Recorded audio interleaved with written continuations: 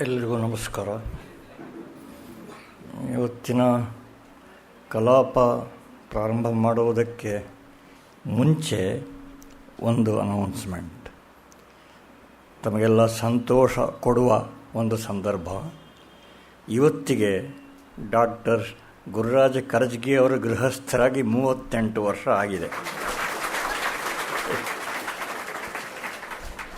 ಹೀಗಾಗಿ ಈ ಶುಭ ಸಂದರ್ಭದಲ್ಲಿ ಅವರಿಗೆ, ಅವರ ಶ್ರೀಮತಿಯವರಿಗೆ ನಿಮ್ಮೆಲ್ಲರ ಪರವಾಗಿ ಹರಕೆಯನ್ನು ಸಲ್ಲಿಸ್ತಾ ಇದ್ದೇನೆ, ಶುಭಾಕಾಂಕ್ಷೆ ಸಲ್ಲಿಸ್ತಾ ಇದ್ದೇನೆ.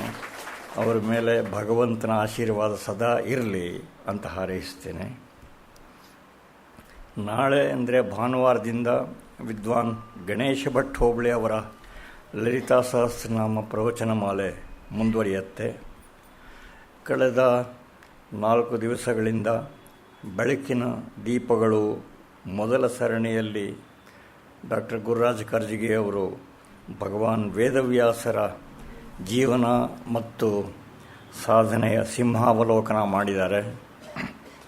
ಭಾರತೀಯ ಸಂಸ್ಕೃತಿಗೆ ದೃಢವಾದ ಅಸ್ಥಿಭಾರ ನಿರ್ಮಿಸಿದ್ದಲ್ಲದೆ ಮಹಾಭಾರತ ಮೊದಲಾದ ಅದ್ಭುತ ವಾङ्ಮಯದ ಮೂಲಕ ನಮ್ಮ ಸಂಸ್ಕೃತಿಯ ನಕ್ಷೆ ಸದಾಕಾಲಕ್ಕೂ ನಮ್ಮ ಕಣ್ಣ ಮುಂದೆ ಉಳಿಯುವ ಹಾಗೆ ವ್ಯವಸ್ಥೆ ಮಾಡಿದವರು ವೇದವ್ಯಾಸರು. ವ್ಯಾಸರನ್ನು ಕೀರ್ತಿಸಿರುವ ಅನೇಕ ಶ್ಲೋಕಗಳಿವೆ. ಅವುಗಳಲ್ಲಿ ಪ್ರಸಿದ್ಧವಾದ ಒಂದು, ಅಚತುರ್ವದನೋ ಬ್ರಹ್ಮ ದ್ವಿಬಾಹುರಪರೋ ಹರಿಹಿ ಅಭಾಲಲೋಚನ ಶಂಭು ಭಗವಾನ್ ಬಾದರಾಯಣ ಅಂತ. ಹಾಗೆಂದರೆ 4 ಮುಖ ಇಲ್ಲದಿದ್ದರೂ ಅವರು ಇನ್ನೊಬ್ಬ ಬ್ರಹ್ಮ, 4 ಕೈಗಳಿಲ್ಲದಿದ್ದರೂ ಅವರು ಇನ್ನೊಬ್ಬ ಮಹಾವಿಷ್ಣು, 3ನೇ ಕಣ್ಣು ಇಲ್ಲದಿದ್ದರೂ ಅವರು ಇನ್ನೊಬ್ಬ ಶಂಭು.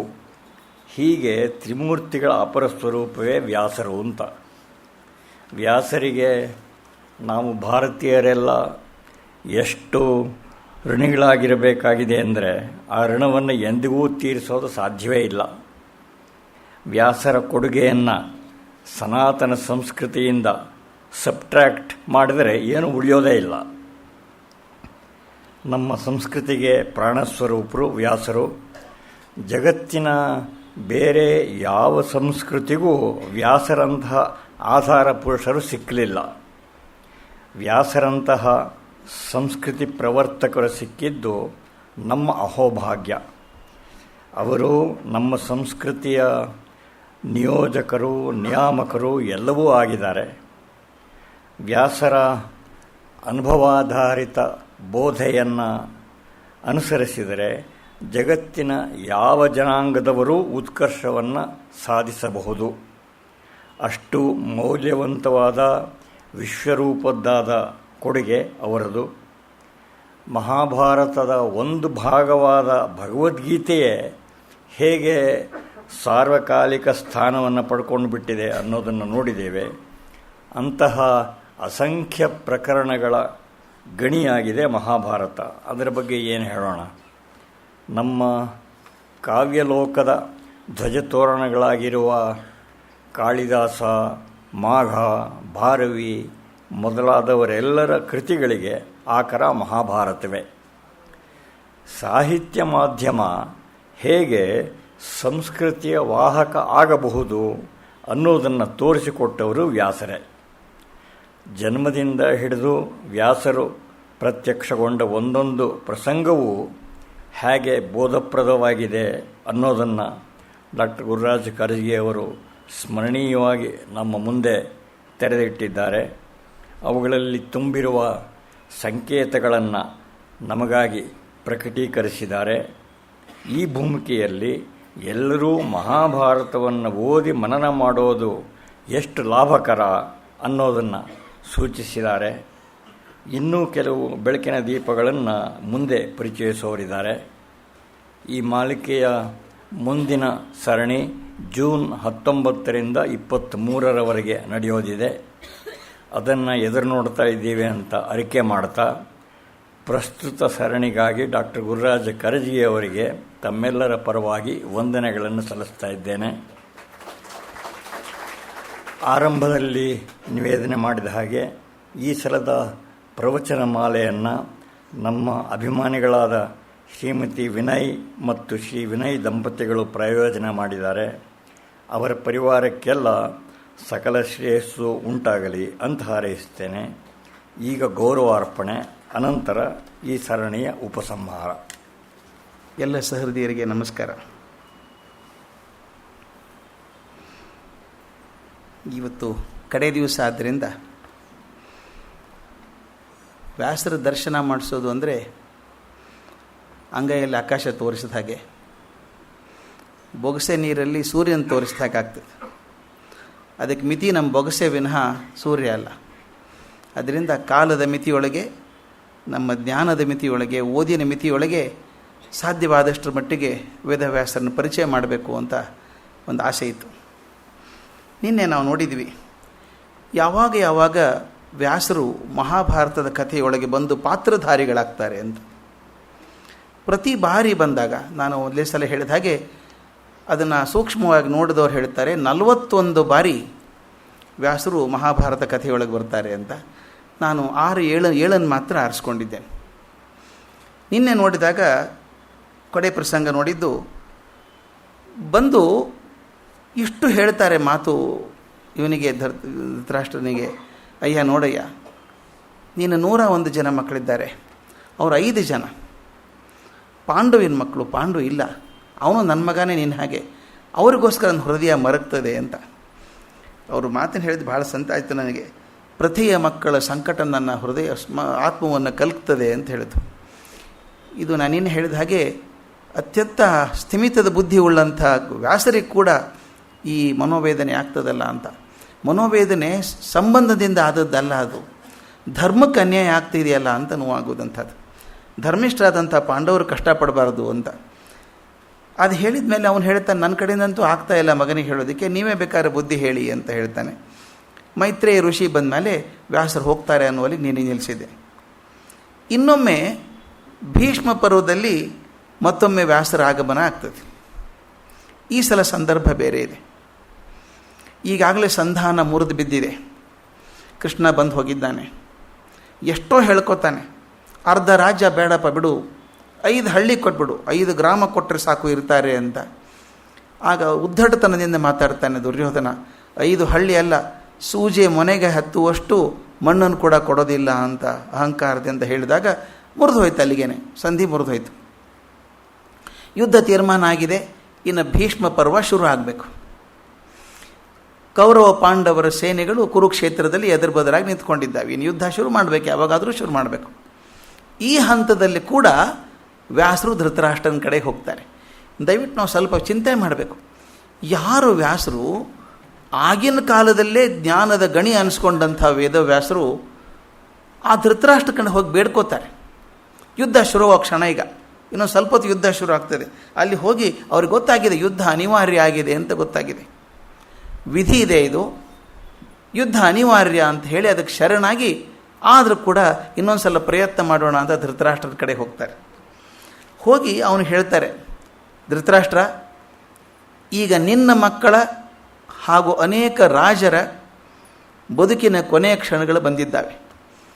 ಇದಕ್ಕಿಂತ ನೇರವಾಗಿ ಹೇಳೋ ಸಾಧ್ಯ ಇಲ್ಲ ಅನಿಸುತ್ತೆ. ತನ್ನ ಮಗನಿಗೆ ಹೇಳ್ತಾರೆ, ನಿನ್ನ ಮಕ್ಕಳ ಹಾಗೂ ಅನೇಕ ರಾಜರ ಕೊನೆಯ ಕ್ಷಣಗಳು ಬಂದಿದ್ದಾವೆ, ಹುಷಾರಾಗಿರು. ಭಯಂಕರವಾದ ಯುದ್ಧದೊಳಗೆ ಒಬ್ಬರು ಮತ್ತೊಬ್ಬರನ್ನು ವೈರಿಗಳ ಹಾಗೆ ಕೊಲ್ತಾರೆ. ಇವತ್ತು ಕೊಲ್ಲೋರು ಯಾರು, ಕೊಲ್ಸ್ಕೊಳ್ಳೋರು ಯಾರು? ದಾಯಾದಿಗಳೇ, ಹತ್ತಿರ ಸಂಬಂಧಿಗಳೇ ಒಬ್ಬರು ಇನ್ನೊಬ್ಬರನ್ನ ಕೊಲ್ಕೊಂಡು ಹೋಗ್ತಾರೆ. ಇದು ಬೇಡಪ್ಪ, ನೋಡೋಕ್ಕಾಗೋದಿಲ್ಲ ಇದು ಅಂದು ಕೊನೆಗೆ ಹೇಳ್ತಾರೆ, ನೀನು ಅದೇ ಅಪೇಕ್ಷೆ ಮಾಡೋದಿದ್ರೆ, ಇನ್ನು ಹಾಗೇ ಇರಬೇಕು ಅಂದರೆ ಆಗು, ದುಃಖ ಪಡೋಕ್ಕೆ ಹೋಗಬೇಡ, ಇದು ದೈವ ನಿಯಾಮಕ, ಇದು ಆಗೋಗಿದೆ, ಇದಾಗಬೇಕು, ಹೀಗೆ ಡೆಸ್ಟಿನಿ ಆಗೋಗಿದೆ. ಆದ್ದರಿಂದ ನೀನು ದುಃಖ ಪಡಬೇಡ, ಸಹನೆ ಮಾಡ್ಕೋಬೇಕು ಅಲ್ಕೋ ನೀನು. ಮತ್ತು ಇನ್ನೊಂದು, ನಿನಗೆ ಬೇಕು ಅಂದರೆ ಒಂದು ಪ್ರಸಾದ ಕೊಡ್ತೇನೆ ನಾನು ನಿನಗೆ. ಯುದ್ಧ ನೋಡಬೇಕು ಅಂತ ಆಸೆ ಇದ್ದರೆ ನಿನಗೆ, ಹುಟ್ಟಿದಾಗಿನಿಂದ ಏನೂ ನೋಡಿದವನೇ ಅಲ್ಲ ನೀನು, ಏನೂ ನೋಡಲಿಲ್ಲ ನೀನು. ಆದರೆ ಈಗ ನೀನು ನೋಡಬೇಕು ಅಂತ ಅನಿಸಿದರೆ ದಿವ್ಯ ದೃಷ್ಟಿ ಕೊಡ್ತೇನೆ, ಯುದ್ಧವನ್ನು ನೋಡಬೇಕಾದ್ರೆ ಅಂತ ಹೇಳ್ತಾನೆ. ಇದು ನನಗೆ ಎಷ್ಟೋ ಸಲ ಈ ಮಾತು ಭಾಳ ವಿಚಿತ್ರ ಅನ್ನಿಸ್ಬಿಟ್ಟಿದೆ. ಅದು ಯಾಕೆ ವ್ಯಾಸರು ಹೇಳಿದ್ರು ನೋಡ್ತೀಯ ನೀನು ಅಂತ. ಸುಖವಾಗಿರೋ ಹಾಗೆ ನೋಡಲಿಲ್ಲ ಅವನೇನು, ಚಕ್ರವರ್ತಿ ಆಗಿದ್ದಾಗ ಸಂಭ್ರಮದಲ್ಲಿರುವಾಗ ನೋಡಲಿಲ್ಲ. ಈಗ ಎಲ್ಲರೂ ಸಾಯ್ತಾರೆ ಯುದ್ಧದಲ್ಲಿ ಅಂತ ಹೇಳುವಾಗ ನೀ ನೋಡ್ತೀಯ ಅದನ್ನು ಅಂತ ವ್ಯಾಸರು ಕೇಳ್ತಾರೆ. ಒಂದು ಕಾರಣ ಇದೆ. ಆ ದುಃಖ ತಟ್ಟಬೇಕಾದ್ರೆ ಕಣ್ಣಿಗೆ ಕಾಣಿಸ್ಬೇಕು. ದೂರಿಂದ ಕೇಳಿದರೆ ಆಗೋದಿಲ್ಲ. ಅದು ಯಾವುದೋ ಘಟನೆ ದೂರಲ್ಲಿ ಕೇಳಿದರೆ ಹೌದಾ ಹೀಗಾಯ್ತಾ ಅಂತೀವಿ. ತಾವೇ ನೋಡಿ, ಇಲ್ಲಿ ಇದೀರಿ, ಯಾರೋ ಫೋನ್ ಮಾಡಿ ಹೇಳ್ತಾರೆ ರಸ್ತೆಯಲ್ಲಿ ಒಂದು ಆಕ್ಸಿಡೆಂಟ್ ಆಗಿತ್ತೆಲ್ಲೋ ಅಂತ ಹೇಳ್ತಾರೆ. ಹೌದಾ ಏನಾಯಿತು ಅಷ್ಟೇ ನಿರ್ವಿಕಾರವಾಗಿ ಕೇಳ್ತೀರಿ ನೀವು. ಆದರೆ ನೀವೇ ಆ ಸ್ಥಾನದಲ್ಲಿ ಇದ್ದಿದ್ರೆ ಅದು ನೋಡಿದರೆ 10 ಜನ ನೀವೇ ಫೋನ್ ಮಾಡ್ತೀರಿ, ನನ್ನ ಮುಂದೆ ಆಯ್ತು ರೀ, ಅದು ನನ್ನ ಮುಂದೆ ಆಯ್ತದು. ಕಣ್ಣಿಗೆ ಕಾಣೋದು ಯಾವಾಗಲೂ ಘೋರವಾಗಿರ್ತದೆ. ಅದಕ್ಕೆ ಒಂದು ಬುದ್ಧಿ ಕಲಿಸೋಣ ಅಂತ ಇರಬೇಕು ವ್ಯಾಸರು. ನೋಡಪ್ಪ ಇದಿದೆ ಹೀಗೆ, ಬುದ್ಧಿ ಬರಲಿ ಅಂತ. ಅವನು ಬುದ್ಧಿವಂತ, ಇನ್ನೂ ಬುದ್ಧಿವಂತ. ಅವನು ಹೇಳ್ತಾನೆ, ಸ್ವಾಮಿ ನನಗೆ ನೋಡೋ ಆಸೆ ಇಲ್ಲ. ಎಷ್ಟು ಬುದ್ಧಿವಂತ ಅಂದರೆ ಅವನು ಹೇಳೋ ಮಾತು ಹೆಂಗಿದೆ ನೋಡಿ. ಮಹರ್ಷಿ, ನನ್ನದ ದಾಯಾದಿ ಮಕ್ಕಳ ಸಂಬಂಧಿಗಳ ಸಾವನ್ನು ನೋಡುವುದು ನನ್ನಿಂದ ಆಗುವುದಿಲ್ಲ. ಅಂದರೆ ತನ್ನ ಮಕ್ಕಳು ಸೇಫಾಗಿರ್ತಾರೆ ಅಂತ ಗ್ಯಾರಂಟಿ ಇದೆ ಅವನಿಗೆ. ಪಾಪ ಪಾಂಡವರು ಸಾಯೋದು ನೋಡೋಕ್ಕಾಗಲ್ಲ ನನಗೆ ಅಂತ ಅವನ ಮನಸ್ಸು. ಅವ್ರ ಸಾವನ್ನು ನೋಡೋಕ್ಕಾಗೋದಿಲ್ಲ. ಆದರೆ ತಮ್ಮ ಆಶೀರ್ವಾದದಿಂದ ಅಲ್ಲಿ ನಡೆಯೋದನ್ನು ಕೇಳೋ ವ್ಯವಸ್ಥೆ ಆದರೆ ಸಾಕು, ನನಗೆ ಕೇಳಿಸಿದರೆ ಸಾಕು, ಅಂಥ ವ್ಯವಸ್ಥೆ ಆದರೆ ಸಾಕು ಅಂತ. ಆಗ ವೇದವ್ಯಾಸರು ಹೇಳ್ತಾರೆ, ಆಯ್ತಪ್ಪ ಹಾಗಾದರೆ ಮಾಡೋಣ. ನಿನ್ನ ಜೊತೆಗಾರ ಇದ್ದಾನಲ್ಲ, ಸಜ್ಜನನಾದಂಥವನು ಸಂಜಯ ಇದ್ದಾನೆ, ಅವನಿಗೆ ನಾನು ದಿವ್ಯ ದೃಷ್ಟಿ ಕೊಡ್ತೇನೆ. ದಿವ್ಯ ದೃಷ್ಟಿ ಕೊಟ್ಟರೆ ಅವನು ಕಾಣಿಸುತ್ತೆ ಏನೇನಾಗ್ತದೆ ಅಂತ. ಅದನ್ನು ಎಲ್ಲಿ ನಡೆದಿದೆಯೋ, ಹೇಗೆ ನಡೆದಿದೆಯೋ ಅದೇ ಕಾಲಕ್ಕೆ ನಿನಗೆ ಹೇಳ್ತಾ ಹೋಗ್ತಾನೆ. ಅಷ್ಟೇ ಅಲ್ಲ, ಇನ್ನೊಂದು ಮಾತಿದೆ, ಬರೀ ದೃಷ್ಟಿ ಮಾತ್ರ ಕೊಡೋದಲ್ಲ, ಅವನಿಗೆ ಸರ್ವಜ್ಞತೆಯನ್ನು ಕೊಡ್ತೇನೆ ಅಂತ ಹೇಳ್ತಾರೆ. ಅಂದರೆ ಏನು ಹೇಳಿ, ಅವರು ಯುದ್ಧ ಮಾಡಿದ್ರು, ಇವ್ರು ಬಾಣ ಬಿಟ್ಟರು, ಇವ್ರು ಸತ್ತು ಹೋದ್ರು, ರನ್ನಿಂಗ್ ಕಾಮೆಂಟ್ರಿ ಆದಂಗಾಯ್ತು. ಅವ್ರು ಬಿಡುವಾಗ ಅವ್ರ ಮನಸ್ಸಿನಲ್ಲಿ ಏನಾಗ್ತಿತ್ತು ಅಂತ ತಿಳ್ಕೋಬೇಕು. ಅವನು ಬಾಯಿ ಬಿಟ್ಟು ಹೇಳದೆ ಹೋದರು, ಅವನ ಮನಸ್ಸಿನಲ್ಲಿ ಏನು ವಿಚಾರ ಬಂದಿತ್ತು ತಾವು ನೋಡಿದರೆ. ಮಹಾಭಾರತ ಯುದ್ಧ ಭಗವದ್ಗೀತೆ ಹೇಳಬೇಕಾದ್ರೆ ಹೀಗೆ ಅಂದ್ಕೊಂಡಾಗ ಅರ್ಜುನ ಹೀಗೆ ಅಂದುಕೊಂಡು ಕರ್ಣ ಹೀಗಂದ. ಅಂದುಕೊಂಡದ್ದು ಹೆಂಗೆ ಗೊತ್ತಾಯ್ತು ಇವನಿಗೆ? ಆ ಸರ್ವಜ್ಞತೆ ಇತ್ತು ಅವನಿಗೆ. ಅವ್ರು ಹೇಳ್ತಾರೆ, ಆ ಸರ್ವಜ್ಞತೆಯನ್ನು ಕೊಡ್ತೇನೆ, ಯಾರ ಮನಸ್ಸಿನಲ್ಲಿ ಯಾವ ಚಿಂತನೆ ಬರ್ತದೆ ಅನ್ನೋದು ಕೂಡ ಅವನು ಗ್ರಹಿಸಿಬಿಟ್ಟು ಅದು ನಿನಗೆ ಹೇಳ್ತಾನೆ. ಅದರಿಂದ ಅವನ ಮಾತನ್ನು ಕೇಳ್ಕೊ ಅಂತ. ಇದೊಂದು ವಿಷಯ ಹೇಳಬೇಕು. ಯಾಕೆ ಧೃತರಾಷ್ಟ್ರ ನೋಡೋದು ಬೇಡ ಅಂತಂದರೆ, ಅವನು ಬಾಯಿಂದ ಹೇಳ್ತಾನೆ ದಾಯಾದಿ ಮಕ್ಕಳ ಸಾವನ್ನು ನೋಡೋಕ್ಕಾಗೋದಿಲ್ಲ ಅಂದರೂ ಕೂಡ ಮನಸ್ಸಿನಲ್ಲಿ ಅಳಕಿದ್ದೇ ಇದೆ ಅವನಿಗೆ. ಅವನು ದಡ್ಡ ಅಲ್ಲ, ಬುದ್ಧಿವಂತ ಅವನು ಗೊತ್ತಿದೆ ನನ್ನ ಮಕ್ಕಳಿಗೆ ಪೆಟ್ಟು ಬೀಳ್ತದೆ. ಬಾಯಿ ಬಿಟ್ಟು ಹೇಳ್ತಿದ್ದಾರೆ ವ್ಯಾಸರು, ನಿನ್ನ ಮಕ್ಕಳು ಕೊನೆ ಹಂತಕ್ಕೆ ಬಂದಿದ್ದಾರೆ ಅಂತ ಹೇಳ್ತಾರೆ. ಪಾಂಡವರ ಮಕ್ಕಳು ಅಂತ ಹೇಳಲಿಲ್ಲ, ನಿನ್ನ ಮಕ್ಕಳು ಮತ್ತು ಅನೇಕ ರಾಜರು ಕೊನೆಯ ಕ್ಷಣಗಳನ್ನು ಎಣಿಸ್ತಾ ಇದ್ದಾರೆ ಅಂತ. ಅದಕ್ಕೆ ಅವನೇನಂತ ನೋಡಬಾರ್ದು. ನೋಡೋದು ಬಹಳ ಘೋರವಾದ್ದು. ತಾವೆಲ್ಲ ನೋಡಿದ್ದೀರಿ. ನನ್ನ ನೆನಪಿದೆ, ಸಚಿನ್ ತೆಂಡೂಲ್ಕರ್ ರಿಟೈರ್ ಆಗೋ ದಿವಸ, ಕ್ರಿಕೆಟಿಂದ ರಿಟೈರ್ ಆಗೋ ದಿವಸ ತನ್ನ ತಾಯಿನ ಕರ್ಕೊಂಡ್ಬಂದಿದ್ದ ಮ್ಯಾಚ್ ನೋಡೋದಕ್ಕೆ. ಆ ಮ್ಯಾಚ್ ಕಡೆ ಮ್ಯಾಚ್. ಯಾಕೆ ಅಂತ ಕೇಳಿದ್ರೆ ಏನಂತ, ಎಂದೂ ಮ್ಯಾಚ್ ನನ್ನ ತಾಯಿ ನೋಡಿಲ್ಲ. ಎಷ್ಟರ ಮಟ್ಟಿಗೆ ಅಂದರೆ ಅವನು ಬ್ಯಾಟಿಂಗ್ ಹೋದರೆ ಅವನ ತಾಯಿ ಟಿ ವಿನ ಕೂಡ ನೋಡ್ತಿರ್ಲಿಲ್ಲಂತೆ. ಔಟ್ ಆಗಿ ಎಲ್ಲ ಆಗಿಬಿಡುತ್ತಾನು ಹುಡುಗ ಅಂತ. ಇದನ್ನು ಬಹಳ ಕಡೆ ಕಂಡಿದ್ದೇನೆ. ನಮ್ಮ ಸ್ನೇಹಿತರೊಬ್ಬರು ಹೇಗೆ ಇದ್ರು, ಮ್ಯಾಚ್ ಆಡೋಕ್ಕೆ ಹೋದಾಗ ಹುಡುಗ ಬಂದ ತಕ್ಷಣ ನಾನು ನೋಡಲ್ಲ ಸರ್, ಭಯ ಆಗಿಬಿಡುತ್ತೆ. ಟೆನ್ಷನ್ ಅವನಿಗಿಲ್ಲ, ಇವ್ರಿಗೆ ಟೆನ್ಷನ್ನು. ಆಡೋನ ಟೆನ್ಷನ್ ಇಲ್ಲ. ಈಗ ನೋಡೋದು ಬಹಳ ಘೋರ ಆಗ್ತದೆ ಕಣ್ಣಿಗೆ. ಅದ್ಯಾಕೆ ಒಂದು ಯಾವುದೋ ಒಂದು ವಾರ್ ಸೀನ್ ನೋಡ್ತೀವಿ ನಾವು, ಯುದ್ಧದ ಘಟನೆಗಳನ್ನು ನೋಡಿದಾಗ ನೋಡೋಕ್ಕಾಗೋದಿಲ್ಲ. ಅದಕ್ಕೆ ಯುದ್ಧೇಶು ವಾರ್ತಾರಮ್ಯ ಅಂತ ಸುಮ್ಮನೆ ಕೇಳ್ಕೊಂಡಿರ್ಬೇಕು ದೂರದಿಂದ. ಅವನ್ನ ನೋಡೋಕ್ಕಾಗೋದು ಭಾಳ ಕಷ್ಟ. ಅದು ನಾನು ಇನ್ನೊಂದು ಹೇಳ್ತೇನೆ. ನನಗೆ ಆದಂಥದ್ದು, ನಮ್ಮ ವಿದ್ಯಾರ್ಥಿನಿ ಚಿಕ್ಕಪ್ಪ ಒಬ್ಬ ಈ ಯುದ್ಧದಲ್ಲಿ ಸತ್ತ, ಕಾರ್ಗಿಲ್ ವಾರಲ್ಲಿ ಸತ್ತ. ಸೂದ್ ಅಂತ ಅವ್ರ ಹೆಸರು. ಸತ್ತಾಗ ಅವನು ಮೇಜರ್, ಅವನ ದೇಹ ತೊಗೊಂಬಂದರು ಇಲ್ಲಿ ಕಾಲ್ಪಲ್ಲಿಯಲ್ಲೇನೆ ಒಂದು ಕ್ರಿಮೇಷನ್ ಮಾಡಿದರು. ನಾವೆಲ್ಲ ಹೋಗಿದ್ವಿ. ಅದು ಅವನು ಗುಂಡೇಟಿಗೆ ಸತ್ತೋಗಿದ್ದಾನೆ. ಆ ಬಾಕ್ಸಲ್ಲಿ ಹಾಕಿ, ಕಾಫಿನ್ ಬಾಕ್ಸಲ್ಲಿ ಹಾಕಿ ತಂದಿದ್ದಾರೆ ದೇಹ. ಈಗ ತೀರ್ಕೊಂಡು 5-6 ದಿವಸ ಆಗಿ ಹೋಗಿದೆ ಅವನು. ಅಮ್ಮ ಇದ್ದಾಳೆ. ಏನು ಕಷ್ಟ ಆಗಿರ್ಬೇಕು ಅಮ್ಮನಿಗೆ. ಮುಚ್ಚಳ ತೆಗೀರಿ, ಮಗನ ಮುಖ ನೋಡಬೇಕು ಅಂತ ಹೇಳ್ತಿದ್ದಾಳೆ. ಒಂದೇ ಸಮ ಹೇಳ್ತಾಳೆ, ತೆಗಿ ಮುಚ್ಚಳ ತೆಗೀರಿ ಅಂತ. ಆ ಸೋಲ್ಜರ್ಸ್ಗೆ ಏನು ಮಾಡಬೇಕು ಅಂತ ತೋಚಲಿಲ್ಲ. ಅವನ ಅಣ್ಣಂದಿರಿದ್ದಾರೆ, ಪಾಪ ಹುಡುಗಿ ಇದ್ದಾಳೆ, ಅವನ ಹೆಂಡತಿ ಇದ್ದಾಳೆ, ಮಗು ಇದೆ. ಅವರೆಲ್ಲ ಅಂತ ಅಳ್ತಿದ್ದಾರೆ, ಮುಖ ನೋಡಬೇಕು ಅಂತಿದ್ದಾರೆ. ಆಗ ನನಗೆ ಒಂದು ಒಳ್ಳೇದು ಅನಿಸಿದ್ದು ಅಂದರೆ, ಒಬ್ಬ ಲೆಫ್ಟಿನೆಂಟ್ ಜನರಲ್ ಬಂದಿದ್ದಾರೆ ದೇಹದ ಜೊತೆಗೆ. ಬಂದು ಅವನ ತಾಯಿಗೆ ಒಂದು ಮಾತು ಹೇಳಿದರು. ನನಗದು ಎಷ್ಟು ಸತ್ಯ ಅನಿಸ್ಬಿಡ್ತದೆ. ಅವ್ರು ಹೇಳಿದರು, ಅಮ್ಮ, I know that you want to see your son's face. Don't see that, it is not worth seeing now. ಎಷ್ಟು ಚೆಂದ ಅದು. ಅವನ ಬುಲೆಟು ತಲೆಗೆ ಹೊಡೆದು ಹೋಗಿದೆ, ಅವನಿಗೆ ಮುಖ ಅನ್ನೋದು ಇಲ್ಲ ಅಲ್ಲಿ. ನಿಮ್ಮ ಮನಸ್ಸಿನಲ್ಲಿ ನಿಮ್ಮ ಮಗನ ಸುಂದರ ಮುಖ ಕಣ್ಣು ಮುಂದೆ ಇದೆ, ಅದು ಹಾಗೆ ಉಳಿಸ್ಕೊಂಡ್ಬಿಡಿ ಬದುಕಿರೋ ತನಕ. ಇದನ್ನು ನೋಡಿದರೆ ಕೊನೆಯವ್ರಿಗೆ ಈ ಮುಖ ಉಳ್ಕೊಂಡ್ಬಿಡುತ್ತೆ, ಆ ಮುಖ ಮರೆಯಾಗಿ ಹೋಗ್ಬಿಡುತ್ತೆ. ಇದು ಎಷ್ಟು ಸತ್ಯ ಅನಿಸ್ಬಿಡುತ್ತೆ ನನಗೆ. ಆ ಲೆಫ್ಟಿನೆಂಟ್ ಜನರಲ್ ಹೇಳಿದ ಮಾತು, keep that lovely image before your mental eye, don't see this face. ಇದು ನೋಡೋ ಹಂಗಿಲ್ಲ. ಇದು ನೀವು ನೋಡಿರಿ, ಎಷ್ಟೋ ಸಲ ಅನುಭವ ಆಗ್ತದೆ ನಿಮಗೆ. ಯಾರೋ ಒಬ್ಬರು ನೋಡಿರೋದಿಲ್ಲ, 25 ವರ್ಷದಿಂದ ನೋಡಿಲ್ಲ, 30 ವರ್ಷದಿಂದ ನೋಡಿಲ್ಲ, ಅವರು ನೀವು ಸಣ್ಣವರಿದ್ದಾಗ ನೋಡಿದ್ದು ನೆನಪಿದೆ ನಿಮಗೆ ಸ್ನೇಹಿತ. ನೀವು ಮತ್ತೊಮ್ಮೆ ನೋಡೋ ತನಕ ಅವನ ಮುಖ ಅದೇ ಇರುತ್ತೆ, ಅದೇ ಮುಖನೇ, ವಯಸ್ಸಾಗೋದೇ ಇಲ್ಲ ಅವರಿಗೆ. ಈ ಸಲ ತಕ್ಷಣ ನೋಡಿದ ತಕ್ಷಣ ಮುಂದೆ ಅವನು ಯಾವತ್ತು ನೋಡಿದ್ರು ಈ ಮುಖನೇ ಬರೋದು, ಹಳೆ ಮುಖ ಹೋಗ್ಬಿಡ್ತದೆ. ನನಗೆ ನೆನಪಿದೆ, ನನ್ನ ಕಾಲೇಜ್ ಹೈಸ್ಕೂಲಲ್ಲಿ ನನ್ನ ಜೊತೆಗೆ ಹೋದಂಥ ಹುಡುಗಿಯೊಬ್ಬಳು, 50 ವರ್ಷದಿಂದ SSLC ಆದದ್ದು. ಆಕೆ ನನಗೆ ಹೇಳ್ತಾ ಇದ್ಲು, ನೀ ಬಂದಾಗ ನಾನು ಭೇಟಿ ಆಗಬೇಕು ಅಂತ. ಆವಾಗ ಹ್ಯಾಕೆ ಕಾಣಿಸ್ತಿಲ್ದು ಅಂತ ನೆನಪೇ ಇಲ್ಲ ನನಗೆ ನೆನಪಿಲ್ಲ. ಆಕೆಗೂ ನೆನಪಿತ್ತಂತೆ ನಾ ಹೆಂಗೆ ಕಾಣಿಸ್ತಿದ್ದೆ ಅಂತ, ಹೆಂಗೋ ಏನೋ. ಆಕೆ ಹೋದಾಗ ಆಕೆ ಗಂಡ ಅವ್ರ ಹೆಂಡತಿ ಮಕ್ಕಳೆಲ್ಲ ನೋಟ್ ಮಾಡ್ಕೊಂಬಂದೆ. ನೋಡಿದಾಗ ಕೇಳಿದ್ಲು, ಗುರು ಸಿಗ್ತಾ ಈಗ ಅಂತ ಕೇಳಿದ್ಲು. ಏನು ಗುರು ಸಿಗಲಿಲ್ಲ ಅಂತ ಹೇಳಿದೆ. ಆವಾಗೇ ನೆನಪಿಲ್ಲ ನನಗೆ. ಇನ್ನು ಮೇಲೆ ಇದೇ ಮುಖ ಉಳ್ಕೊಳ್ಳೋದು ಪರ್ಮನೆಂಟಾಗಿ ಅಲ್ಲ. ಇದು ನೋಡೋದ್ರ ಪ್ರಭಾವ. ಇದು ಕಣ್ಣಿಗೆ ಕಾಣೋದು ಕೇಳೋದಕ್ಕಿಂತ 10 ಪಟ್ಟ ಪ್ರಭಾವ ಆಗ್ತದೆ. ಅದನ್ನೇ ಕಮ್ಯುನಿಕೇಷನ್ ಸ್ಕಿಲ್ಲಲ್ಲಿ ಹೇಳ್ತಾರೆ ವಿಜುವಲ್ ಇಂಪ್ಯಾಕ್ಟ್ ಅಂತ. Visual impact is much more powerful than audio impact ಅಂತ. ಅದಕ್ಕೆ ಅವನ ಇಂಪ್ಯಾಕ್ಟ್ ಕಮ್ಮಿ ಆಗಲಿ ಅಂತ ಧೃತರಾಷ್ಟ್ರ ಕೇಳೋದು, ನನಗೆ ಆಡಿಯೋ ಸಾಕು ಮಾರೆಯ, ವಿಜುವಲ್ ಬೇಡ ಅಂತ ಕೇಳಿದ್ದು. ಅದರಿಂದ ಇಷ್ಟು ಹೇಳಿದ ಮೇಲೆ ಕೂಡ ಮತ್ತೆ ಹೇಳ್ತಾರೆ ವ್ಯಾಸರು, ನೋಡಪ್ಪ, ಆಗೋದನ್ನು ತಪ್ಪಿಸೋಕೆ ಸಾಧ್ಯ ಇಲ್ಲ. ಅದೇನಾಗಬೇಕು ಹಾಗೇ ಆಗಬೇಕು, ಹೃದಯ ಗಟ್ಟಿ ಮಾಡ್ಕೊ ನೀನು. ಇನ್ನೊಂದು ಮಾತು ಹೇಳ್ತೀನಿ ಧೃತರಾಷ್ಟ್ರ, ಕೊನೆ ಬಾರಿಗೆ ಹೇಳ್ತೀನಿ. ಇನ್ನು ಮುಂದೆ ಚಾನ್ಸ್ ಇಲ್ಲ ಹೇಳೋದಕ್ಕೆ ನನಗೆ. ಈಗಾದರೂ ಸಮಯ ಮೀರಿಲ್ಲ ಕಣೋ. ನೀನು ಚಕ್ರವರ್ತಿ ಇದ್ದೀಯ, ಯುದ್ಧ ನಿಲ್ಲಿಸ್ಬೋದಾದ ನೀವೊಬ್ಬನೇ, ಇನ್ಯಾರೂ ನಿಲ್ಲಿಸೋಕೆ ಸಾಧ್ಯ ಇಲ್ಲ. ನೀ ಚಕ್ರವರ್ತಿ, ಅಪ್ಪಣೆ ಮಾಡು, ಯುದ್ಧ ನಿಂತು ಹೋಗಲಿ ಅಂತ ಹೇಳು. ಆ ರಾಜರನ್ನು ಕರಿ, ಸ್ನೇಹಿತರನ್ನು ಕರಿ, ಯುದ್ಧ ನಿಂತು ಅಂತ ಹೇಳಿಬಿಡು. ಇತಿಹಾಸದಲ್ಲಿ ಬಹುದೊಡ್ಡ ಪ್ರಸಿದ್ಧ ವ್ಯಕ್ತಿಯಾಗಿ ಹೋಗ್ತೀಯ ನೀನು. ಯುದ್ಧ ನಿಲ್ಲಿಸು. ಈ ಮಾರಣ ಹೋಮ ತಡಿ. ಅತ್ಯಂತ ಕ್ರೂರವಾದದ್ದು ಜಗತ್ತಿನಲ್ಲಿ ಅಂದರೆ ಅಣ್ತಮ್ಮಂದರು ತಮ್ಮೊಳಗೆ ಹೊಡೆದಾಡಿ ಸತ್ತು ಹೋಗೋದಿದೆಯಲ್ಲ, ಇದಕ್ಕಿಂತ ಕ್ರೂರವಾದದ್ದು ಯಾವುದೂ ಇಲ್ಲ. ಸ್ನೇಹಿತರಾಗಿದ್ದವರು, ಜೊತೆಗಾರರಾಗಿದ್ದವರು, ಸಂಬಂಧಿಗಳಾಗಿದ್ದವರು ವೈರಿಗಳಾಗಿ ನಿಂತಿದ್ದಾರೆ. ಇದಕ್ಕಿಂತ ಕೆಟ್ಟದಾಗಿರೋದು ಯಾವುದೂ ಇಲ್ಲ. ಆದ್ದರಿಂದ ಬೇಡಪ್ಪ. ಮತ್ತು ಇನ್ನೊಂದು, ಈ ಪಾಪದ ಕೆಸರಿನಲ್ಲಿ ಮುಳುಗಿ ಹೋಗ್ತದಲ್ಲ ಹಸ್ತಿನಾಪುರ, ಆ ರಾಜ್ಯ ಕಟ್ಕೊಂಡು ಏನು ಮಾಡ್ತೀಯ ನೀನು? ಇಷ್ಟು ಜನರ ಸಾವಿನ ಪಾಪ ನೀನು ಅಂಟುಕೊಂಡಾಗ ರಾಜ್ಯ ನಡೆಸ್ತೀಯ ನೀನು? ಯಾಕೆ ಬೇಕು ನಿನಗಿದು?